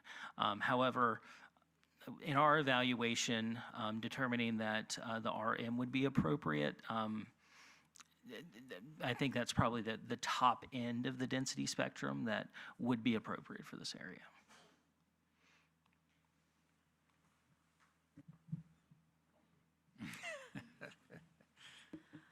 Commissioners, I questions? just want to follow up. I mean, it's in the developer's best interest to make it as dense as possible, correct? So, I mean, I think they probably are trying to maximize the parcel.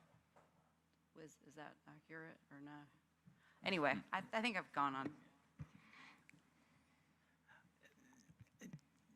Each development proposal, the developers weigh their own kind of fiscal benefit analysis as far as what yield they have to get to make projects financially feasible. I'm not sure what that is in this case, but as far as looking at the existing land use patterns, staff was able to determine that RM is relatively compatible with the surrounding. Commissioners, any other questions? If not, I go for it. Well, first of all, I want to thank all of my commissioners for this conversation. I thought I had a view until you all started talking, and I think my view has changed on this application. Getting back to what we're doing, we're rezoning a piece of property, and based off all the comments that I've heard, the RR zoning is not the appropriate zoning for this piece of property. And what has been chosen is RM. And also the range of the density based off the area where it's located in is what makes it align. So based off all that the staff has said and based off our conversation, I am going to move for approval of this rezoning with the conditions. I second. it's been moved and seconded. Are there any other questions or comments? Yes, Commissioner. I mean, I'm kind of having a hard time with this piece of property. I did have a chance to tour this piece of property. I mean, this is in its current state with this one house on there. I mean, it's a beautiful piece of property. I understand the citizens' concerns, the traffic, the cars. But I was kind of taken back that the HOA was in approval of this. I was kind of taken back by that. And I'm kind of curious about these speed trailers. Hopefully that it works out for this community. I mean, it could be a test and a platform for the rest of the communities that is having issues in their residents. But also, I mean, by right, they could easily, put 17 homes in there by right versus the 44 that they are recommended, that they're asking for also.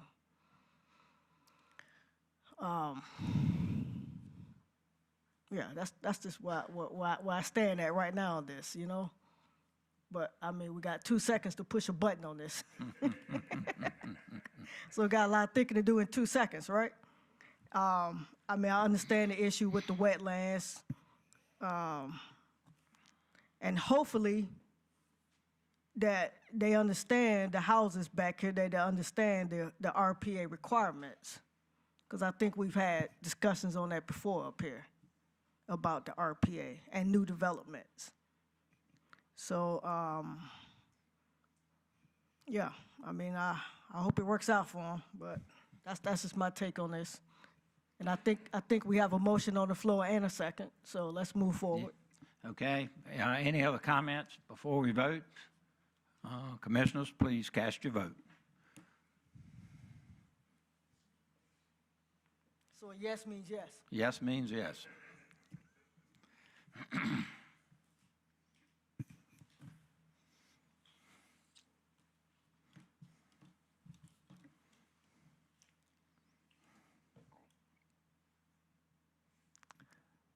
Mr. Chairman, the motion is approved by a vote of 7-0. This rezoning request was approved and will go before City Council on April 15th, 2026 with our recommendation for approval. Thank you.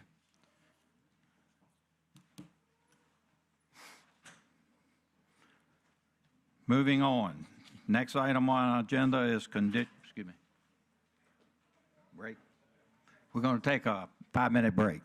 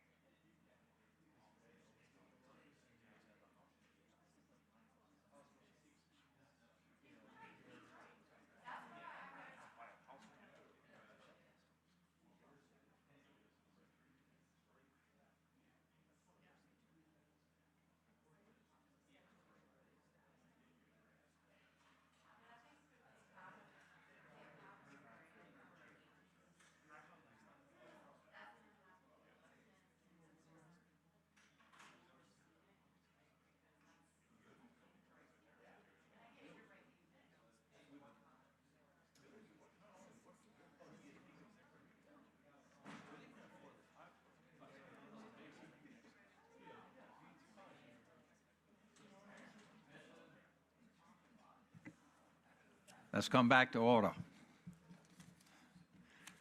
Commissioner Goodwin has excused himself. He had a prior conflict, so just be 5 of us left for the rest of the day. Moving on to the next item on our agenda is conditional use permit request CUP 2025-00013, Enterprise, Shoulders Hill Road. Mr. Wine, will you please read the caption? Yes, sir. Conditional use permit request CUP 2025-013, Enterprise, Shoulders Hill Road, submitted by Melissa Lounsbury, Enterprise Leasing Company of Norfolk, Richmond, on behalf of Barry Wayne Saunders, property owner, in accordance with sections 31306 and 31406 of the Unified Development Ordinance, to grant a conditional use permit to establish a vehicle rental, passenger vehicles only, including recreation vehicles, use on property located at 5665 Shoulders Hill Road, zoning map 12, parcel 55, star 1D. The affected area is further identified as being located in the Sleepy Hole voting borough, zoned B2, General Commercial District, and SCOD, Special Corridor Overlay District. The 2045 Comprehensive Plan designates this area as part of the Northern Growth Area Commercial Corridor land use type.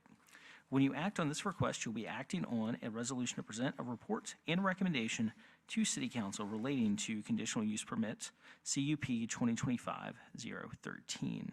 Staff Planner Isabella Reynolds will present staff's report. Thank you. Good afternoon, Chairman and Commissioners. Before you today is a conditional use permit request to establish an enterprise, a passenger vehicle rental facility at subject property located at 5665 Shoulders Hill Road. The subject property is located in the Northern Grove area and is designated as a commercial corridor type in the 2045 Comprehensive Plan. The subject property is Zone B2 and is 1.39 acres in size. B2 zoning is general commercial. It is also located within the Special Corridor Overlay District. The property is 1.3 acres in size and currently has existing vacant structures on site. To the north of the subject property are a variety of businesses, Zone B2 general commercial. To the east of the property is a mix of businesses, Zone B2, General Commercial, and apartment complex, Zone RU, Residential Urban. To the south of the property is Cavalier Collision, Zone B2, General Commercial. To the west of the property is undeveloped land, Zone RU, Residential Urban. Please refer to the updated exhibit for the concept plan. The updated concept plan is also shown on the screen. There was a typo on the square footage of the proposed building in the concept plan in the staff report package. The revised site layout plan shows the proposed building as 1,596 square feet. The proposed enterprise will consist of an office building and a vacuum car wash structure. The vacuum car wash is outlined in blue. On September 9, 2025, a variance was granted from the Board of Zoning Appeals to reduce the SCOD rear yard setback from 30 feet to 20 feet. A condition of approval is the installation of a 6-foot solid fence that will be perpetually maintained along the rear property line. The proposed fence and landscaping will provide screening from the future residential development behind the proposed enterprise. The applicant has provided proposed elevations. On the screen is the elevation of the front view of the main building. The proposed hours of operations are Monday through Friday, 8 a.m. to 6 p.m., Saturday, 9 a.m. to 12, and Sunday, 10 a.m. to 2 p.m. The proposed enterprise will consist of a total of 10 employees. This is the elevation of the vacuum and car wash building. The proposed car wash and vacuum building will be in the rear of the parcel. As stated in the narrative provided by the applicant, the vacuum car wash will be for employee use only and will not be open to the public. This is another angle of the vacuum car wash building. In the narrative provided by the application, it mentions a complimentary pick-up and drop-off service that Enterprise provides for its customers. The proposed complimentary pick-up and drop-off service will help reduce individual vehicle trips to and from the property, as the Enterprise will have a shuttle driver who will carpool multiple customers at once. The proposed Enterprise is not anticipated to generate a high volume of traffic, as majority of the customer visits are by appointment, and the proposed Enterprise, as previously stated, will provide a complimentary shuttle service. As mentioned in the staff report, the subject property is Zone B2 General Commercial, which permits by right more intense uses than a car rental facility. Some of the more intense by right uses in the B2 zoning are hotels, automobile repairs, car wash, and passenger vehicle sales. Also, as mentioned in the staff report, Shoulders Hill Road is currently being widened to 4 lanes, which will help alleviate the traffic along Shoulders Hill Road. In conclusion, this conditional use permit does sufficiently satisfy the criteria set forth in the UDO. The proposed enterprise is aligned with the commercial corridor land use designation, the 2045 comprehensive plan. Furthermore, the proposed use is consistent with the intent of the B2 zoning district and is compatible with the surrounding commercial uses. Also, the proposed use is not anticipated to have adverse impacts to the surrounding community. Therefore, staff recommends approval of CUP 2025-013 with the revised concept plan and the conditions outlined in the staff report. I will be standing by for any questions following the public hearing. Thank you. Thank you, Isabella. We will now open the public hearing. Who would like to come forward and speak in favor of this conditional use permit? Please give us your name and your address, please, sir. Good afternoon, Mr. Chairman, members of the Planning Commission. My name is Tyler Rose. I'm a local attorney with the law firm Williams Mullen, here today on behalf of the applicant. Also have with me here today in support of the application Melissa Lounsbury and Lindsay Lorson with Enterprise Rent-A-Car as well. So if there are any questions that I can't address at the end of my comments, happy to turn it over to them. I want to thank staff for the hard work on this application, and there has been quite a bit of work on this application to date. We've been working with staff for about 9 months on this application and going through land use reviews and ensuring that we're providing the best quality plan here. So the plan before you today, it has a lot of input from the developer and the city staff, so I'd like to thank staff and Ms. Reynolds for their efforts on that to date. As noted, the use is consistent with the general commercial and commercial corridor land use requirements. We're going to be building a new modern building with high-end architectural finishes. The current building is, in the current site, has improved with a dilapidated building that was a former storage building that's been abandoned since 2020. So this will be a substantial improvement and revitalization of this property.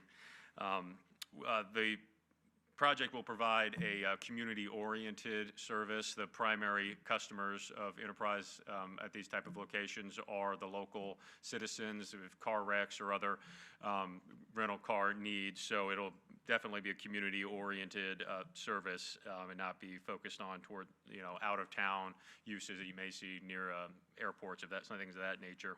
We'll also be adding a new pedestrian multi-use path along Shoulders Hill Road that will connect into the surrounding pedestrian infrastructure. That'll be a 10-foot path along there, so allow for additional pedestrian connectivity.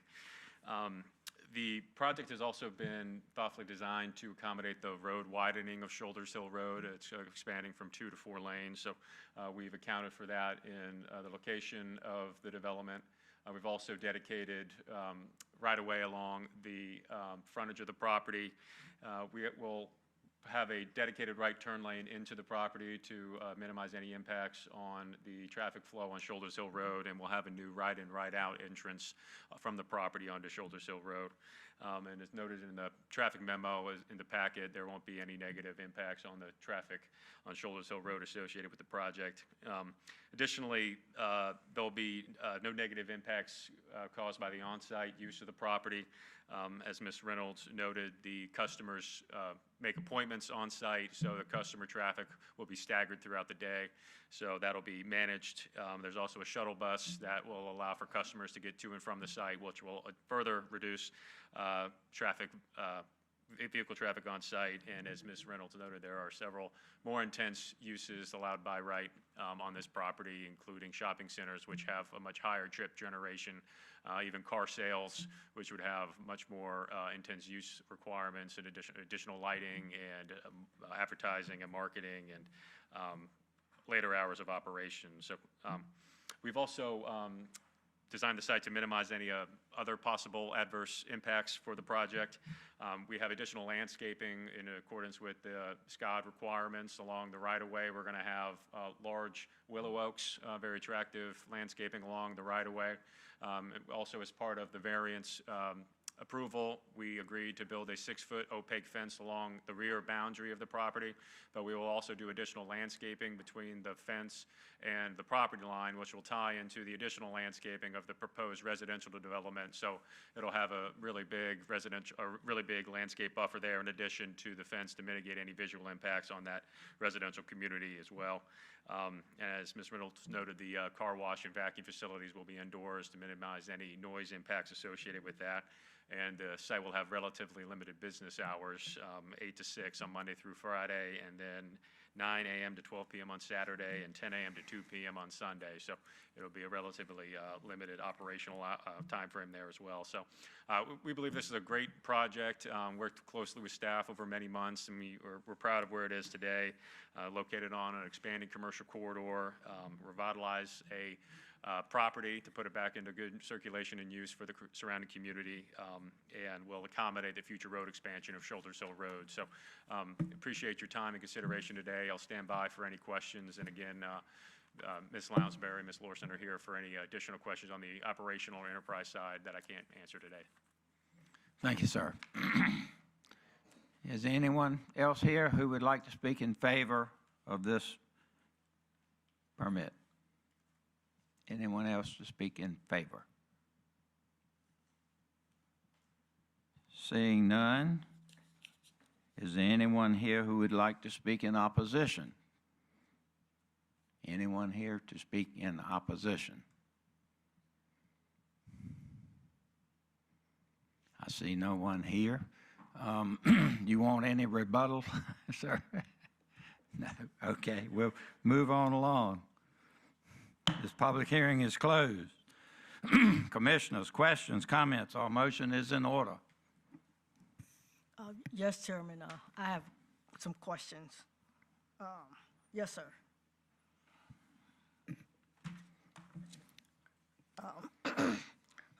Couple of questions and concerns. The car wash location of that building, where exactly on the property is it going to be located? Is it facing the residential area?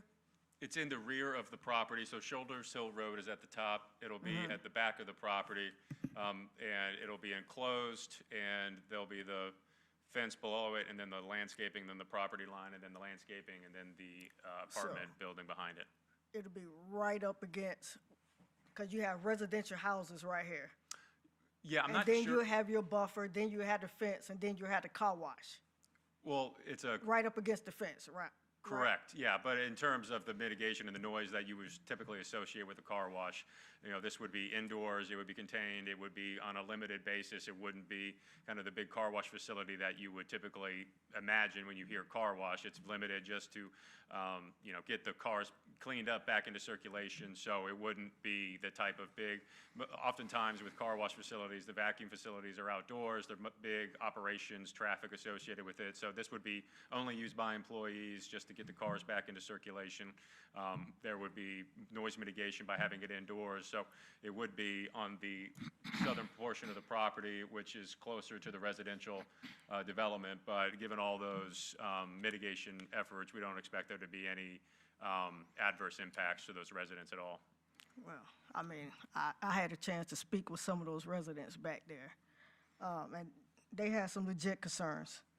The type of fence, you said it was going to be a solid fence? Yes, ma'am. So it's not going to look like the one that's at the collision center, the wood fence? It's not going to look like that one? I'm not familiar with that fence, but we've agreed a 6-foot solid fence. So if the collision fence is not a 6-foot solid fence, then we would be different to that, but we would have a 6-foot solid fence. I don't have the designs or anything in front of me yet, So but we have. Would it be like a vinyl fence? I think we could have a discussion with the staff. I don't know if we've had a discussion in terms of materials or if there have been. I haven't been a party to that, but we will work with staff and if any comments from the Planning Commission to make sure that the fence is as attractive or consistent with whatever staff or the commission comments are related to the fence.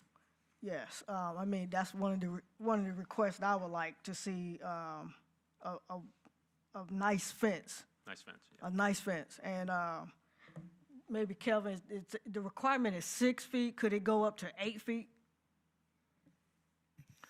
In commercial areas of the city, that would be allowed. You said yes? Yes. The residents want an 8-foot fence back there. They want an 8 feet. They wanted the 8-foot 8. fence? Yep. Okay, yeah. They want 8. We could have that They want a white discussion. vinyl fence. 8-foot vinyl fence, okay. Yeah, we had that discussion, so the 6-foot fence came from our prior discussion with the developer.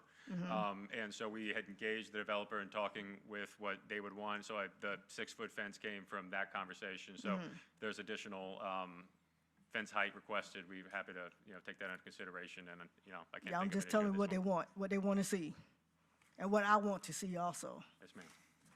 All right, and you probably, if this passed, you're going to hear this question again from council, Yes, ma'am, yeah. a certain individual on council. All right? My other concern, okay, you said exiting out of this enterprise, they can only make a right-hand turn, right? Yes. So my concern is the cars, they'll be making a U-turn on Shoulders Hill right in front of Laycock Lane. Okay. Not, can't visualize because would that be addressed in the road expansion? I hope so. Okay. I have to go back and look because I think coming out of Enterprise, there won't be a left-hand turn lane there. So cars will potentially be making a U-turn right in front of Laycock Lane, Yeah. which is already a dangerous intersection because, correct me if I'm wrong here, Kelvin, there will be additional street, Richard Bennett Parkway, and a red light is going there. Are you familiar with that? Yes, there was a rezoning associated with a townhome development that is currently being constructed, in which a traffic signal was proffered for the intersection of Shoulders Hill Road and what we know as Richard Bennett Parkway. I believe that extends across the street to Meadowview Boulevard. Yep, okay, exactly. Okay, so that could be a potential concern with, cars coming a right-hand turn and making a U-turn on Shoulders Hill Road. Making a U-turn on the shoulder. So I guess on the picture that's on the screen now, is that, I guess, at the bottom of that Right red in front line of right there? Yeah, you see Laycock Lane, right? You got Laycock Lane right by the collision center. Okay. So, Kind of tight. yeah, so the cars, they will be making a U-turn right in front of Laycock Lane. Okay. Yeah, I'm not, we're happy to have a discussion with the traffic engineers and the traffic Yes. department. That hasn't been raised to my knowledge. We do anticipate, having minimal traffic impacts on the site, given the staggered nature of the customers on site and the shuttle service and the relatively limited hours of operation. So all the traffic analysis to date has shown that, that's a highly trafficked corridor, 14,000 cars a day. So we'll have a very relative minimal impact on the actual traffic associated with that road. And given the expansion, obviously that'll allow for some relief on the current traffic issues. And, we anticipate, integrating into that improvements as much as possible, or we will integrate into those road widening improvements. So, but for that specific issue, I'm not entirely sure. Obviously, we can't kind of prohibit people how they travel about the, Shoulders Hill Road and the surrounding areas. But, we can do what we do on site and give the right turnout. But we can have a discussion with the traffic engineering, our traffic engineers in the city to see if there's any way to address that through our project. Yeah, I would hate to have one of your cars wreck right in front of Laycock Lane over there. Yeah, I think those are all of my concerns. In the package, the letters came from my association. But I think some of their concerns have been addressed, like the expansion of Shoulders Hill Road. That's coming. So I think that would, ease their mind a little bit. But like you said, I mean, B2, this could be worse. But I like the enterprise, you know, it kind of brings jobs, tax money to the city. So that's where I stand with that. I'm just going to be quiet. Okay. Commissioners, any other comments or motions? Yes, Mr. Chairman. I have had the opportunity to rent a car from the present enterprise, which is located in Churchland. And if you've ever been out there to the location there, which my understanding is a part of this, they're going to be moving from Churchland to this site. Is that correct? Is that the Chesapeake location? The site in Churchland is totally inadequate because it is too small for the amount of business that Enterprise is doing in that area, because they work real closely with, there are a number on Route 17 on Bridge Road. There are a number of car places that work with Enterprise to take care of their customers. And I'm glad to see that they're moving out to a location that is more conducive to customers and also for their staff. And look, I'm sure they look forward to it. Now, the biggest problem in that area, and we live out that area, is the construction on Shoulders Hill Road and Bridge Road. All of us have heard about that for the last 2 to 3 years, and it has been unbelievable in terms of people coming and going and that sort of thing, and people in that particular area of Shoulders Hill Road. My understanding is that as it's coming to a close sometime soon, we've got the transportation guy here, and hopefully that will be taken care of. But I think we all have to get through with it, and maybe by the time that this particular building is built, it'll be all taken care of. But right now, it's difficult to get in and out around there. There are cones all over this road in front where this location is, and traffic is being diverted and that sort of thing. So looking forward to it, but I think from the standpoint of Enterprise, it's a good move. Now, for that, unless there are any other comments on that, Motion would be accepted. I'd like to make the motion for CUP 2025-00013 for approval. We have a motion for approval. Do we have a second? I second. Been moved and seconded. Any other questions? Mr. Wine, please call for the vote. Commissioners, please vote. And a yes is a yes.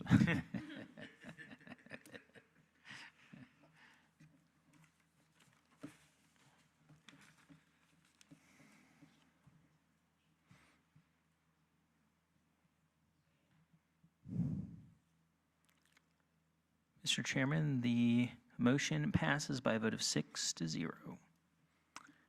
Thank you. This conditional use permit was approved and will go before City Council on May the 20th, 2026, with our recommendation for approval. Next item on our agenda is conditional use permit CUP 2026-00003, Parole Office Dill Road. Mr. Wine, will you please read the caption? Yes, sir. Conditional use permit request CUP 2026-003 Parole Office Dill Road, submitted by James K. Jolly, applicant, on behalf of Brickcraft Masonry Incorporated, property owner, in accordance with sections 31306 and 31406 of the Unified Development Ordinance, to grant a conditional use permit to establish a probation and parole office on property located on Dill Road, zoning map 34, parcel 88*7. The affected area is further identified as being located in the Whaleyville voting borough, zoned M2, heavy industrial zoning district. The 2045 comprehensive plan designates this area as part of the central growth area, employment center land use type.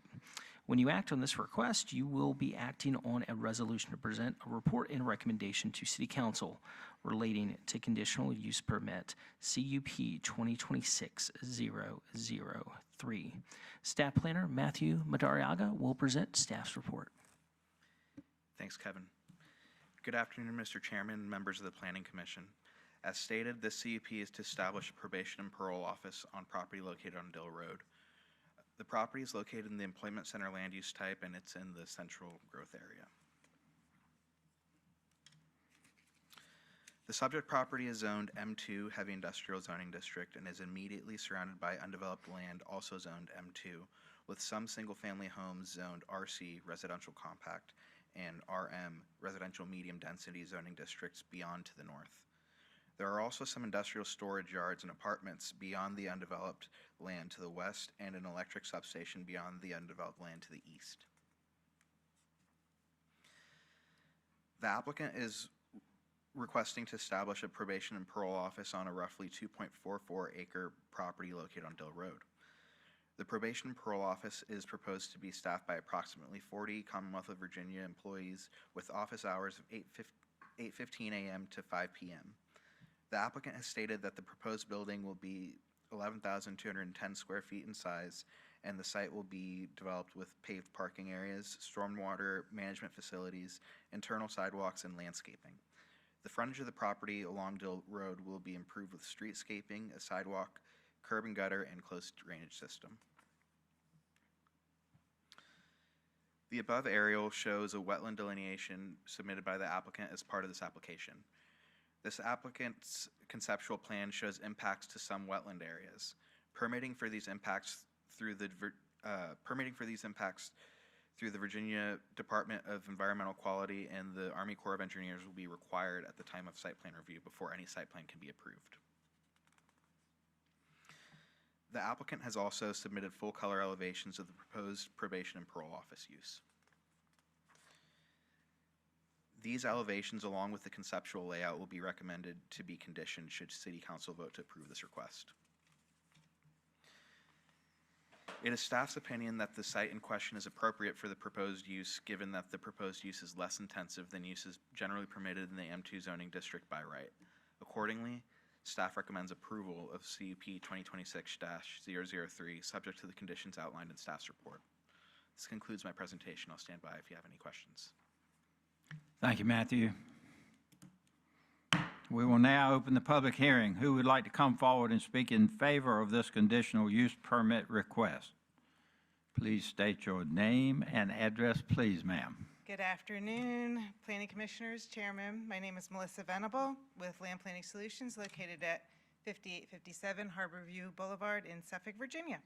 I am representing Mr. Jolly for the CUP application, who is also in attendance today and available for questions once I'm done and the hearing is closed. The proposed CUP for the probation office use on 2.4 acres, noted by the staff report, makes a very good transition property, in my opinion, and staff's report between the single-family residential and the multifamily residential that's to the north and west of us, and the M2 use that's to the south and to the east. The office will operate Monday through Friday, 8:15 a.m. to 5 p.m. The 11,200 square foot building will employ approximately 40 people.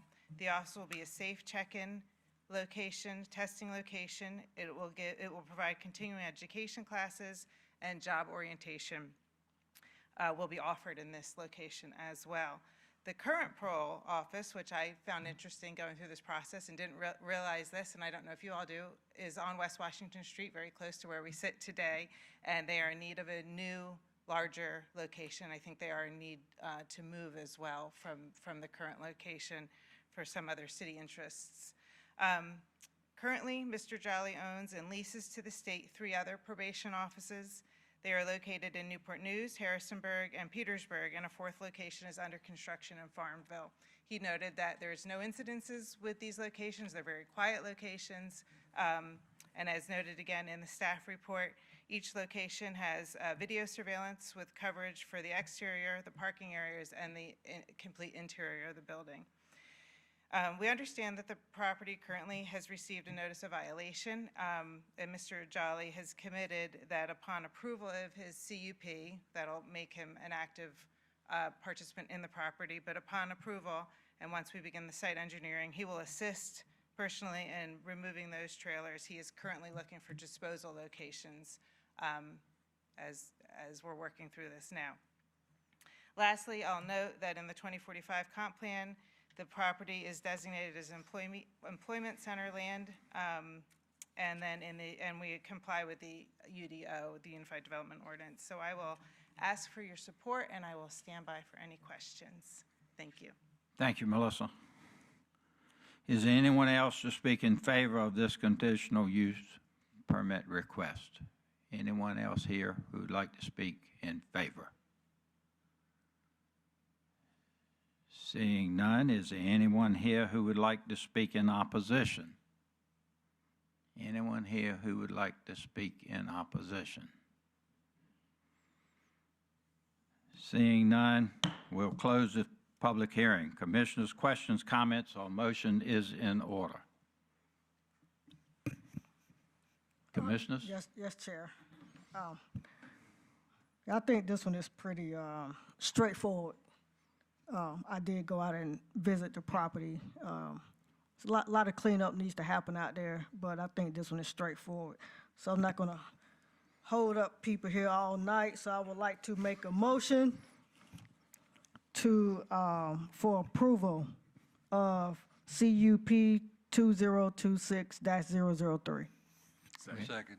We have a motion and a second. Any other discussion? If not, please call for the vote. Commissioners, please vote. A yes is a yes, by the way.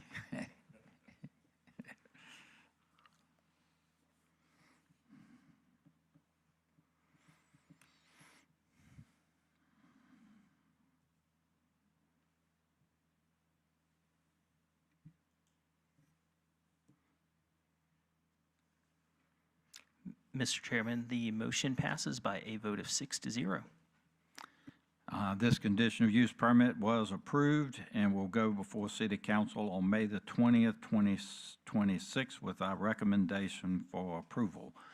Next item on our agenda is conditional use permit request CUP 2026-00005, U-Haul Pruden Boulevard. Mr. Wine, will you please read the caption?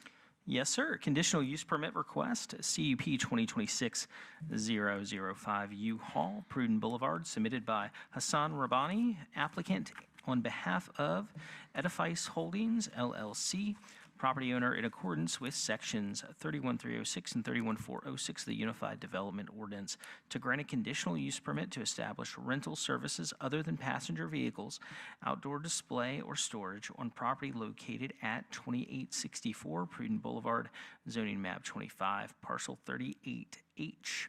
The affected area is further identified as being located in the Chuckatuck voting borough, zoned B2, general commercial zoning district. The 2045 comprehensive plan designates this area as part of the central growth area, commercial corridor land use type. When you act on this request, you'll be acting on a resolution to present a report and recommendation to City Council relating to conditional use permit CUP 2026-005. Staff Planner Caitlin Aubert will present staff's report. All right, good afternoon. This is a conditional use permit request for truck rentals at a property on Prudence. So you'll see there, it's denoted by the yellow star. Zoomed in on the map a little bit to give you the location. The subject parcel is highlighted in blue. You'll see that it is just west of the interchange with the bypass and Pruden Boulevard.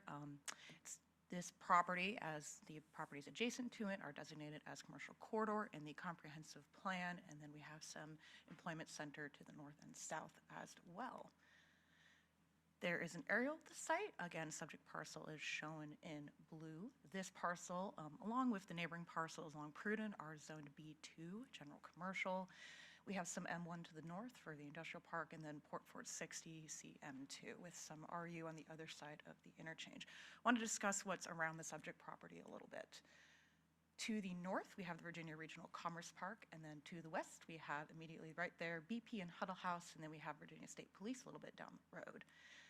To the south, we have the commercial element of Port 460, and that's where that recently approved racetrack's going to go, as long as the industrial elements and the warehouses. And then right across the street is a currently vacant property. And then to the east, we have the bypass and the interchange.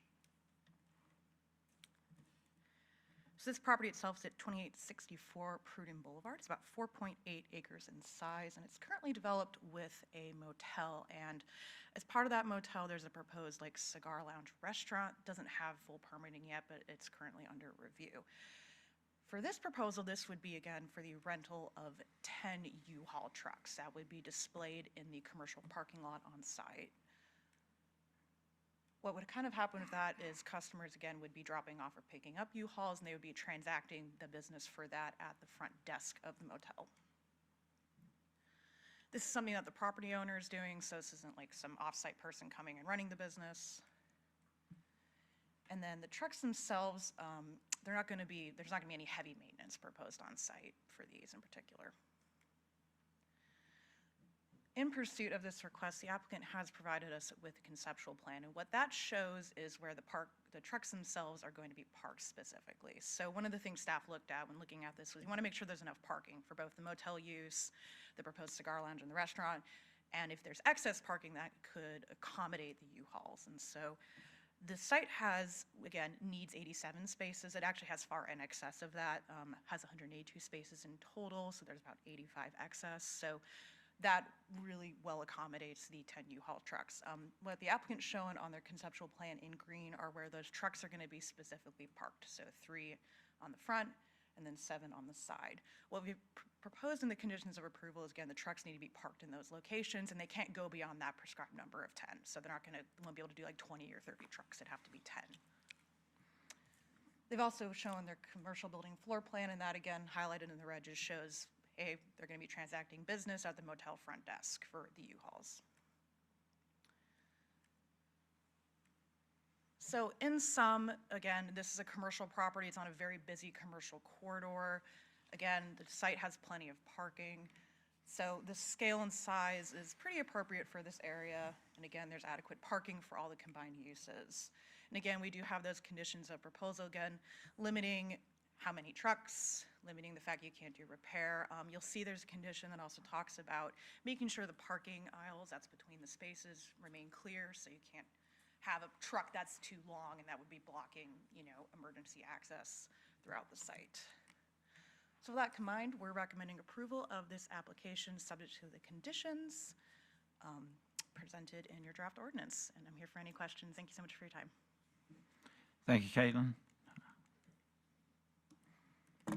We will now open the public hearing. Who would like to come forward to speak in favor of this conditional use permit? Please state your name and address, please, sir. Good afternoon, members of the commission. My name is Hassan Rabbani. I'm the property owner for 2864 Pruden Boulevard, Suffolk. I want to first extend my sincere appreciation to the planning staff. They were instrumental with their guidance and patience, and really for the recommendation for approval as well. Definitely was a learning experience to really know what the UDO actually does and how really unified development of the area comes together. So the proposed use consists of designating a limited portion of the existing parking area for operations at a U-Haul pickup and drop-off location. It will not exceed more than 10 trucks at any given time. The property will not function as a vehicle repair, maintenance, or service location, or any oil changes or anything like that. No mechanical work, servicing, washing, refueling will be part of the use as well. We've ensured by dropping the number down to 10, as planning also mentioned, we've got ample excess parking space, but we also want to maintain a clean environment for our hotel side of the customers as well, and the proposed restaurant that's going to be coming there. And just to mention, the restaurant had been there for decades. It's just as part of ownership change, when we did the change, it was just when COVID hit. So we have never operated really a restaurant before and did not have an interest. So the folks who are coming in, they're longtime residents of Suffolk as well. They've stayed right off of Godwin for over a decade and a half now, and we're really excited for them to be part of the process as well. With that, if you guys have any more questions, I'd be happy to answer them. Thanks, sir. Is there anyone else here that would like to speak in favor of this conditional use permit? Any other person here would like to speak in favor? Seeing none, is there anyone here who would like to speak in opposition? Anyone here who would like to speak in opposition? Seeing none, this public hearing is closed. Commissioners, questions, comments, or a motion is in order. Yes, Chairman. I'll keep this one short also. Yeah, this is quite interesting. U-Hauls, cigar lounge, and what else he said? A restaurant. Yeah, I don't know how they all go together, but we're gonna stick with U-Hauls. So I recommend approval of CUP 2026-005. I presume that's the form of a motion. Yes, that's a motion. I'd like Okay. to make a motion for approval, yes. We have a motion on the floor. Is there a second? It's been moved and seconded. Is there any questions or comments? Seeing none, we'll call for the vote. Kevin? Commissioners, please vote.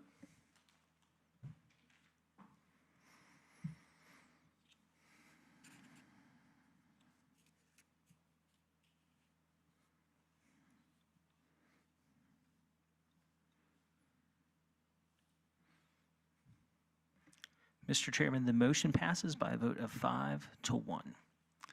Okay, this conditional use permit request was approved and will go before City Council on May the 20th, 2026 with our recommendation for approval. Moving on, the next item on our agenda is conditional use permit CUP 2026-00008, Precious Metal Pawn. Mr. Wine, will you please read the caption?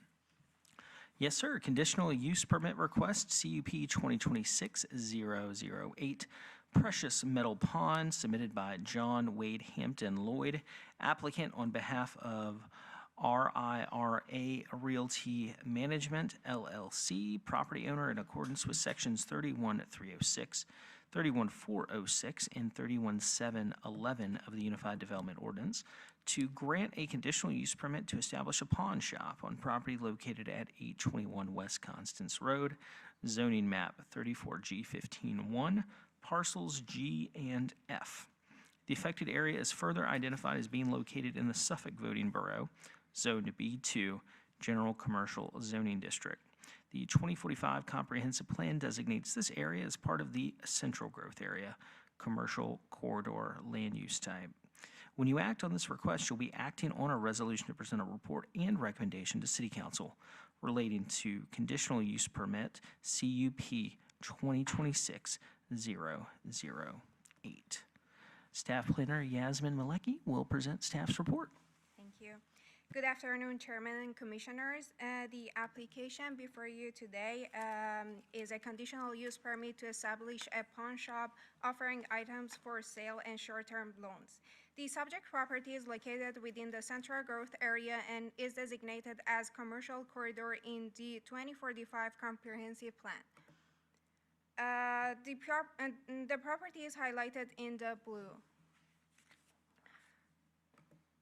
On the zoning map, the subject property is shown in color yellow, and the unit is highlighted in purple. Each unit within the shopping center has its own address. The subject property is identified as 821 West Constance Road, Zone B2, General Commercial, and is located within Suffolk West Plaza Shopping Center, as well as within the Chesapeake Bay Preservation Area.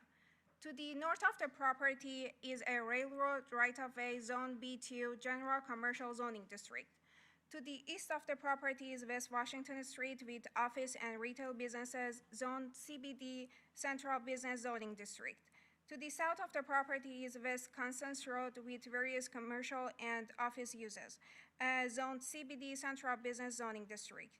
To the west of the property is Lipton Tea Processing Facility, zoned M1, Light Industrial Zoning District.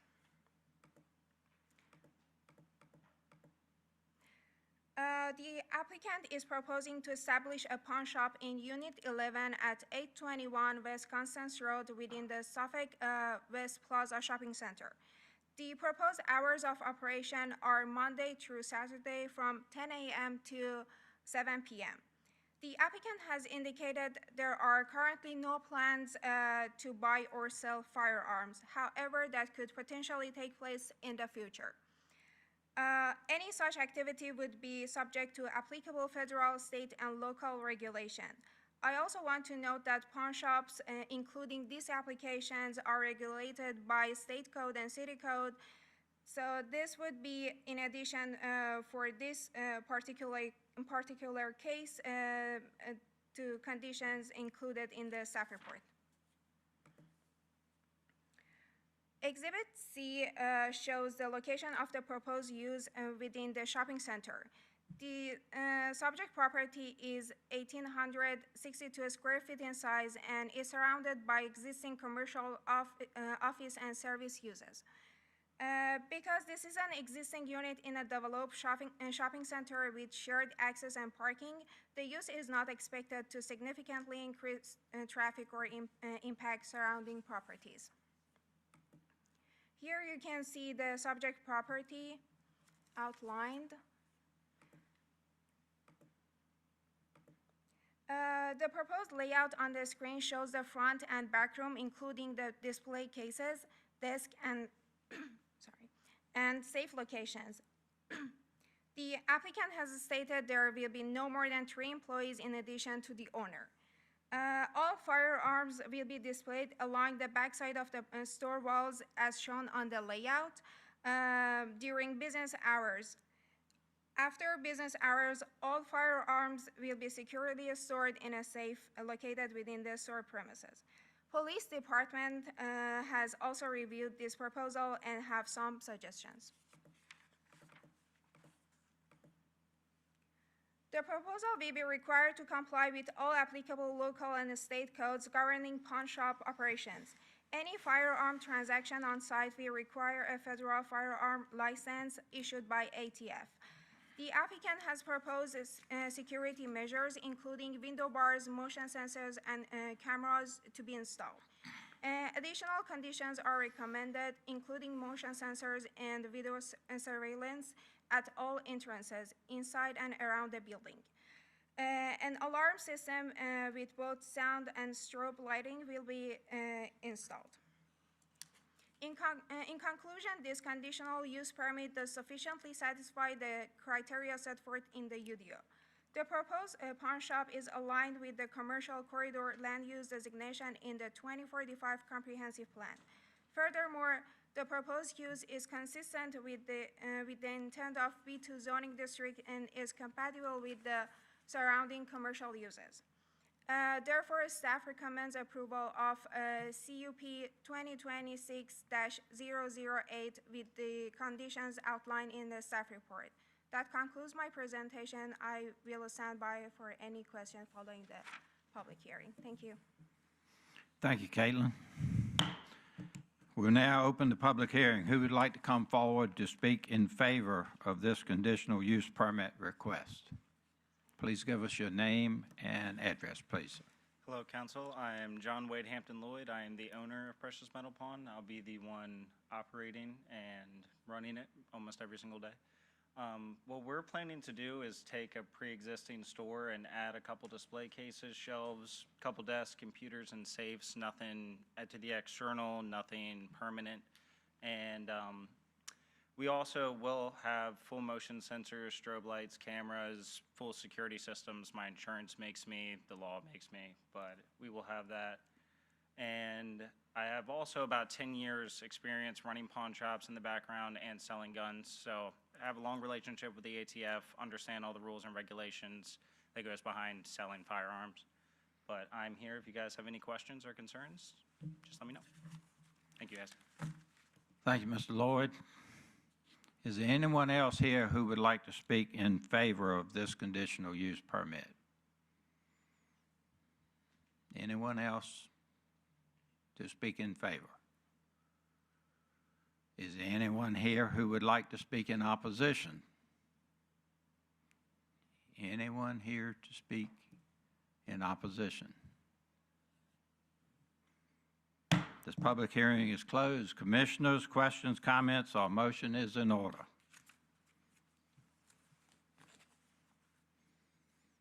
Commissioners? All right, I'll keep this short also. Just a comment, I need to ask a question of the owner.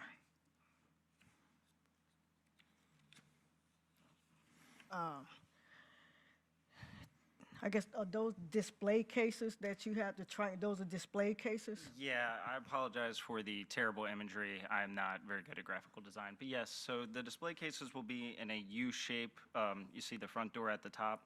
And then I might have some displays in the middle, maybe. But if so, it's going to be tables. The whole point of the design, and it's pretty much, if you notice how all pawn shops are designed, is to have where we do the business as far away from the front door as humanly possible, and to have all the valuables as far away from the front door as humanly possible. And it also makes it easier to get it into the safes every night. So every pawn shop has to lock away 70% of all of our value in safes every night to be insured. So it also just makes the transition from display cases to safes when you're carrying a bunch of jewelry every night easier. So it's mostly set up that way so that our computers will be in the back, and we will be standing in the back, and all of the business has to come all the way to the back so that when I hand them money for the object, it's a lot harder for someone to grab the object and run out or do something unlawful. But yes, those are display cases. Oh, okay. That's okay. All right, yeah, that's all the questions I have. Thank you. Any other questions from Mr. Lloyd while he's at the podium? I just have a comment. I understand it's been reviewed by it wasn't a question, just a comment, that it's been reviewed, and I understand there are federal laws, and I understand there's a lot of laws, and maybe this is outside of the realm of what I've been asked to do as an appointed commissioner, but I can't, in good conscience, recommend approval for a pawn shop that sells firearms in the same shopping center as a skating rink that attracts families and young people. And I realize that I appreciate the entrepreneurial spirit, and I understand that needs to be filled by a business, but I don't think it complements the direction in which that shopping center is trying to go in. And so for that, I'm not going to be able to support it. Any other comments? Or a motion? A motion would be in order. Commissioners? I'll make the motion for approval of CUP 2026-00008 for precious metal pawns. Okay, there's a motion on the floor. Is there a second? Commissioners? For the purpose of a vote, I second. So it's, we have a motion and a second. Mr. Wine, please call for the vote. A yes is a yes. Commissioners, please vote.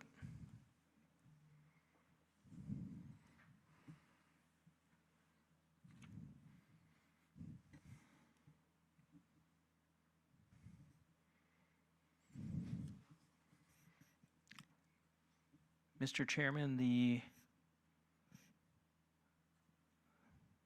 sorry.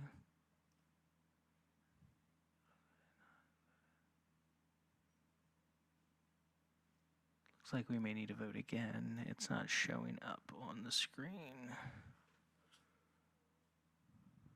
Let's see.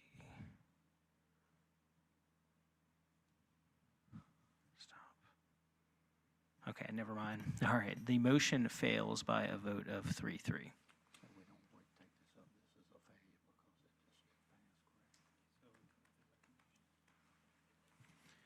Okay, we have a 3-3 tie on this.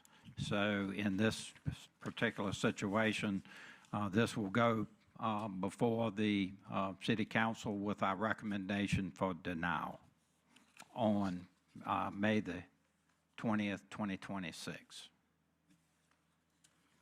Moving on. The last public hearing on our agenda is exception request CEX 2025-00012, 8005 Beech Tree Court. Mr. Wine, will you please read the caption? Yes, sir. Exception request CEX 2025-012 8005 Beech Tree Court, submitted by Cameron Robinette, applicant and property owner, in accordance with Section 31415 of the Unified Development Ordinance to grant an exception to the development criteria and buffer area requirements of the Chesapeake Bay Preservation Area to permit the reconstruction of a deck to encroach into the resource protection area buffer on property located at 8005 Beech Tree Court, zoning map 5C, parcel 1*43. The affected area is further identified as being located in the Chuckatuck voting borough, zoned RL Residential Low Density Zoning District. The 2045 Comprehensive Plan designates this area as part of the Northern Growth Area Traditional Neighborhood Land Use Type. When you act on this request, you'll be acting on a resolution for a Chesapeake Bay Preservation Area exception request for property located at 8005 Beech Tree Court, zoning map 5C1, parcel 43. Account number 251261500, CEX 2025-012. Staff Planner Cassidy McKelvey will present staff's report. Thank you, Kevin. Good afternoon, Chairman and Planning Commissioners. This Chesapeake Bay exception request is for the replacement of a deck within the 50-foot landward portion of the 100-foot resource protection area buffer. The subject parcel is located at 8005 Beech Tree Court within the Cedar Point subdivision. The 2045 Comprehensive Plan designates this area as part of the Northern Growth Area and Suburban Neighborhood Land Use Type.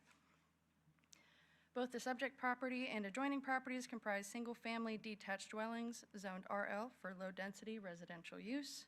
The 100-foot RPA buffer extends landward of the tidal wetlands connected to a tributary of the Nansman River located on the eastern portion of the property. Section 1 of the Cedar Point subdivision was platted in 1966, and the house on the subject parcel was constructed in 1987. Both of these events predate the adoption of the Bay Act, which was adopted by the city in 1990. As you can see above, a majority of the existing dwelling is located within the 100-foot RPA buffer.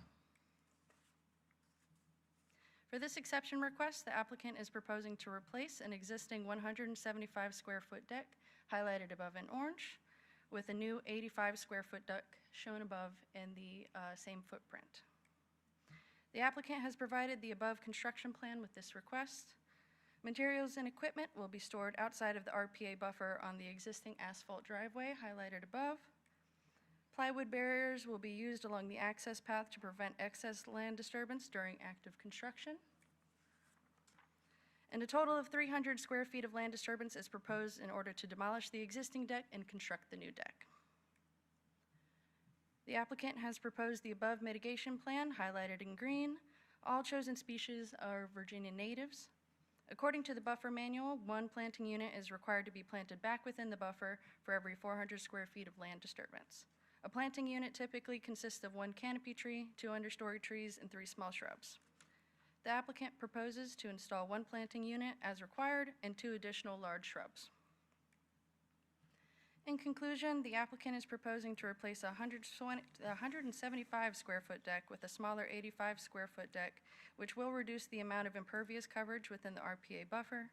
Additionally, the applicant is proposing to plant more vegetation than is required for mitigation according to the buffer manual, and staff feels that land disturbance has been minimized and no vegetation is proposed to be removed. Staff finds this exception request to replace an existing deck with a smaller deck within the 100-foot resource protection area buffer satisfies the criteria outlined in Section 31-415 of the UDO. Therefore, staff recommends approval of exception request CEX 2025-012 with the recommended conditions. I will be standing by for any questions following the public hearing. Thank you, Cassidy. We will now open the public hearing. Who would like to come forward to speak in favor of this exception request? Please state your name and address, please. Anyone here to speak in favor?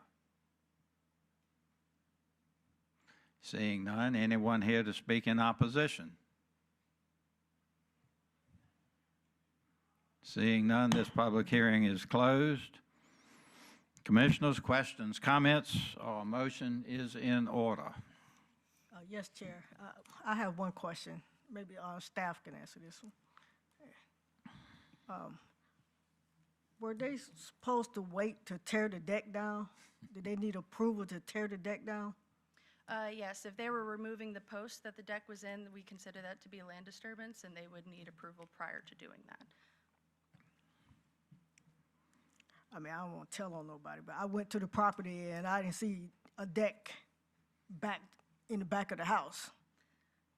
So I was just wondering what was going on. I'm not aware of any outstanding violations for that, but an exception request would be the path towards compliance that we would recommend that the applicant go through. Yeah, I mean, it's a nice house. I was just wondering. Okay. All right. Clarification from council. I visited yesterday also, and the deck was gone, so I don't know if that impacts what we do, but. Well, if you approve the exception request, that will cure the problem. Commissioners, any questions? No questions. Motion is in order. Anyone willing to make a motion? I can't do it, so it's got to be y'all. Okay, we have a motion for approval.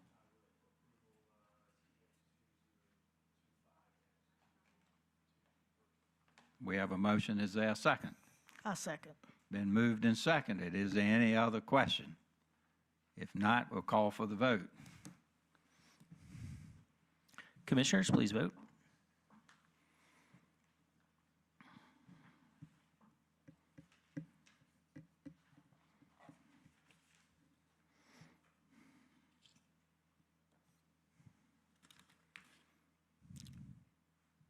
Mr. Chairman, the motion passes by a vote of 5-0. This exception request was approved and will go before City Council on May the 20th, 26th with our recommendation for approval. It was 5-1. 5-1. I apologize. Okay. Still, we still have a quorum, so this vote will stand. Moving on. Thank you for your attendance today. This has been a long, drawn-out affair. Let's see. We're back to our agenda, old business. Do we have any old business, Kevin? No, sir. Do we have any, under new business, we have the status report? Yes, sir. In fact, you have two status reports because this was one of those rare months where City Council's second meeting is before you all's meeting. So I'm going to give you the breakdown for March 18th as well as April 16th. April 15th. At their March 18th meeting, there were 4 items presented for City Council's consideration, including a CUP for the Shoulders Hill Road condominium. That's the flex space development there across from Suffolk Meadows to allow for an outdoor storage use. That was approved with conditions. The Tiny Human Society daycare at 302 Edward Avenue off of Godwin Boulevard near Elephants Fork. That was a family day home approved with conditions. Ordinance text amendment 31406. This amends the table in the Unified Development Ordinance and modifies Section 31702 of the Unified Development Ordinance that was approved, and then Ordinance Text Amendment OTA 2026-002 that was approved as well. Moving along. Oh, sorry, bear with me. There were 3 items up for consideration before Council at their April 26th meeting, or April 15th meeting. I'll get it right eventually. It's been a long meeting. Sorry, my computer is not not scrolling. Give me 1 second.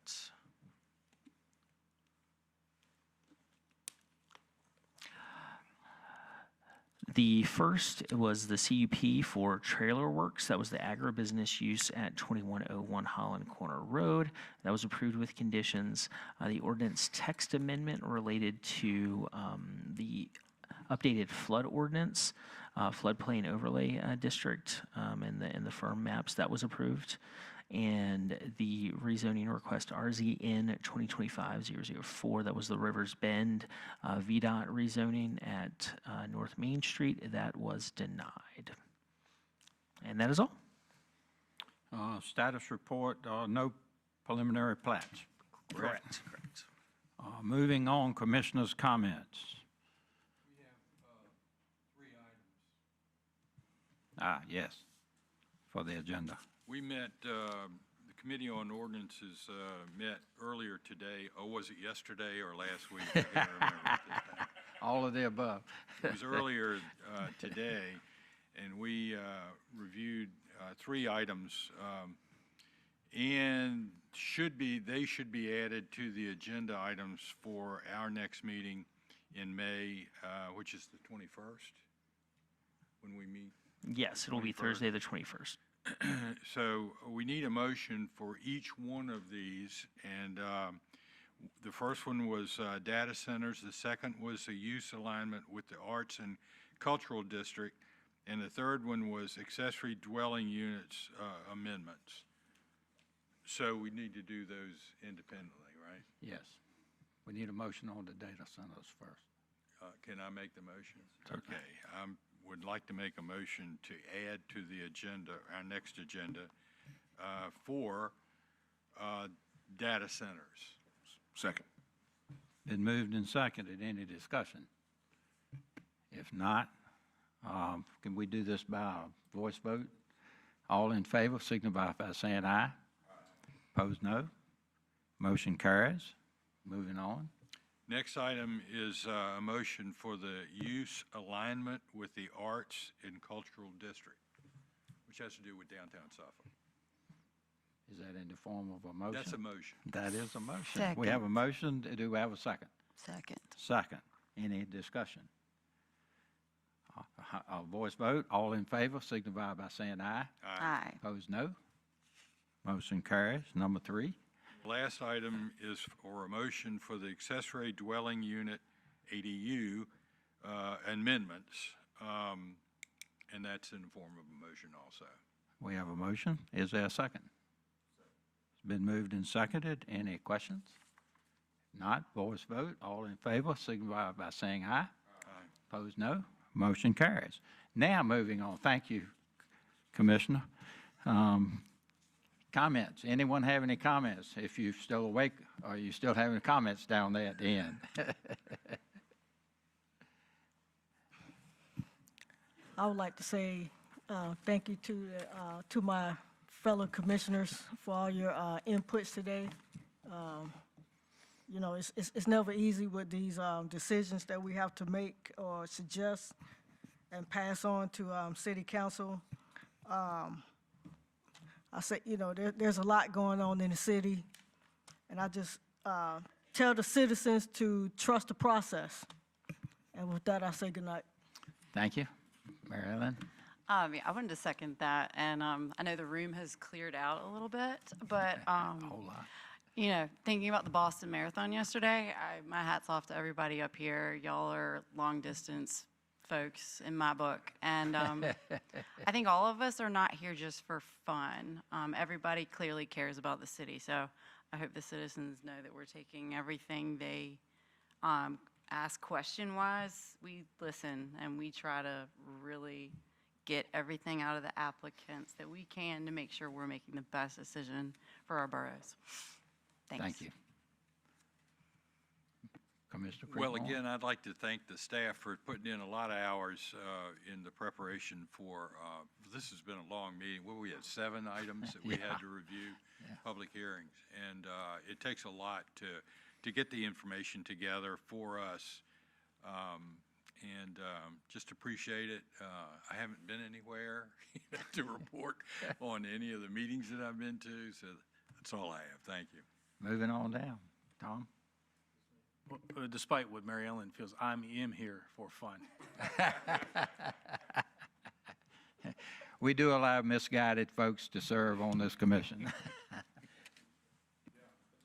Real quick, I mean, I wasn't going to say anything, but I do want to say one thing.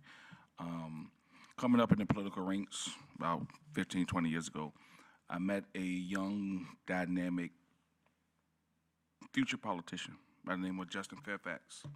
And we had a passing by friendship for a long time. I was saddened to hear about his passing and the passing of his wife in a very horrific and tragic way. So I just ask for prayer for his family and his wife's family during this time, his kids. And, you know, if you know anybody who needs a hug and needs some help, please stop being there. That's all. Thank you. Very, very well said. I will make a comment, moving on to the last thing, since my wife is going to be on my butt for being so late today. We do have set up the library viewing for Thursday at 11 o'clock for the commissioners. I believe everybody is invited, correct, Kevin? I think we escaped the problem of not meeting that since it's a social gathering. So I hope to see you there. I'm looking forward to seeing the library myself. And with that, we will stand adjourned. Well, one more. Well, one more thing. I just wanted to add to the library tour. We have also purchased a table for the leadership prayer breakfast that is put on. I have the time somewhere. Bear with me. It's been a long meeting. Let's see. It is May 7th at 7 a.m., and we're pleased to be able to offer a table for any of the planning commissioners who wish to attend. Do we need to let Katina know if we can attend? That would be great, yes. Okay, so if you can attend that, please do so. I hope to do so myself. So with that, we stand adjourned. Thank you for your time, guys.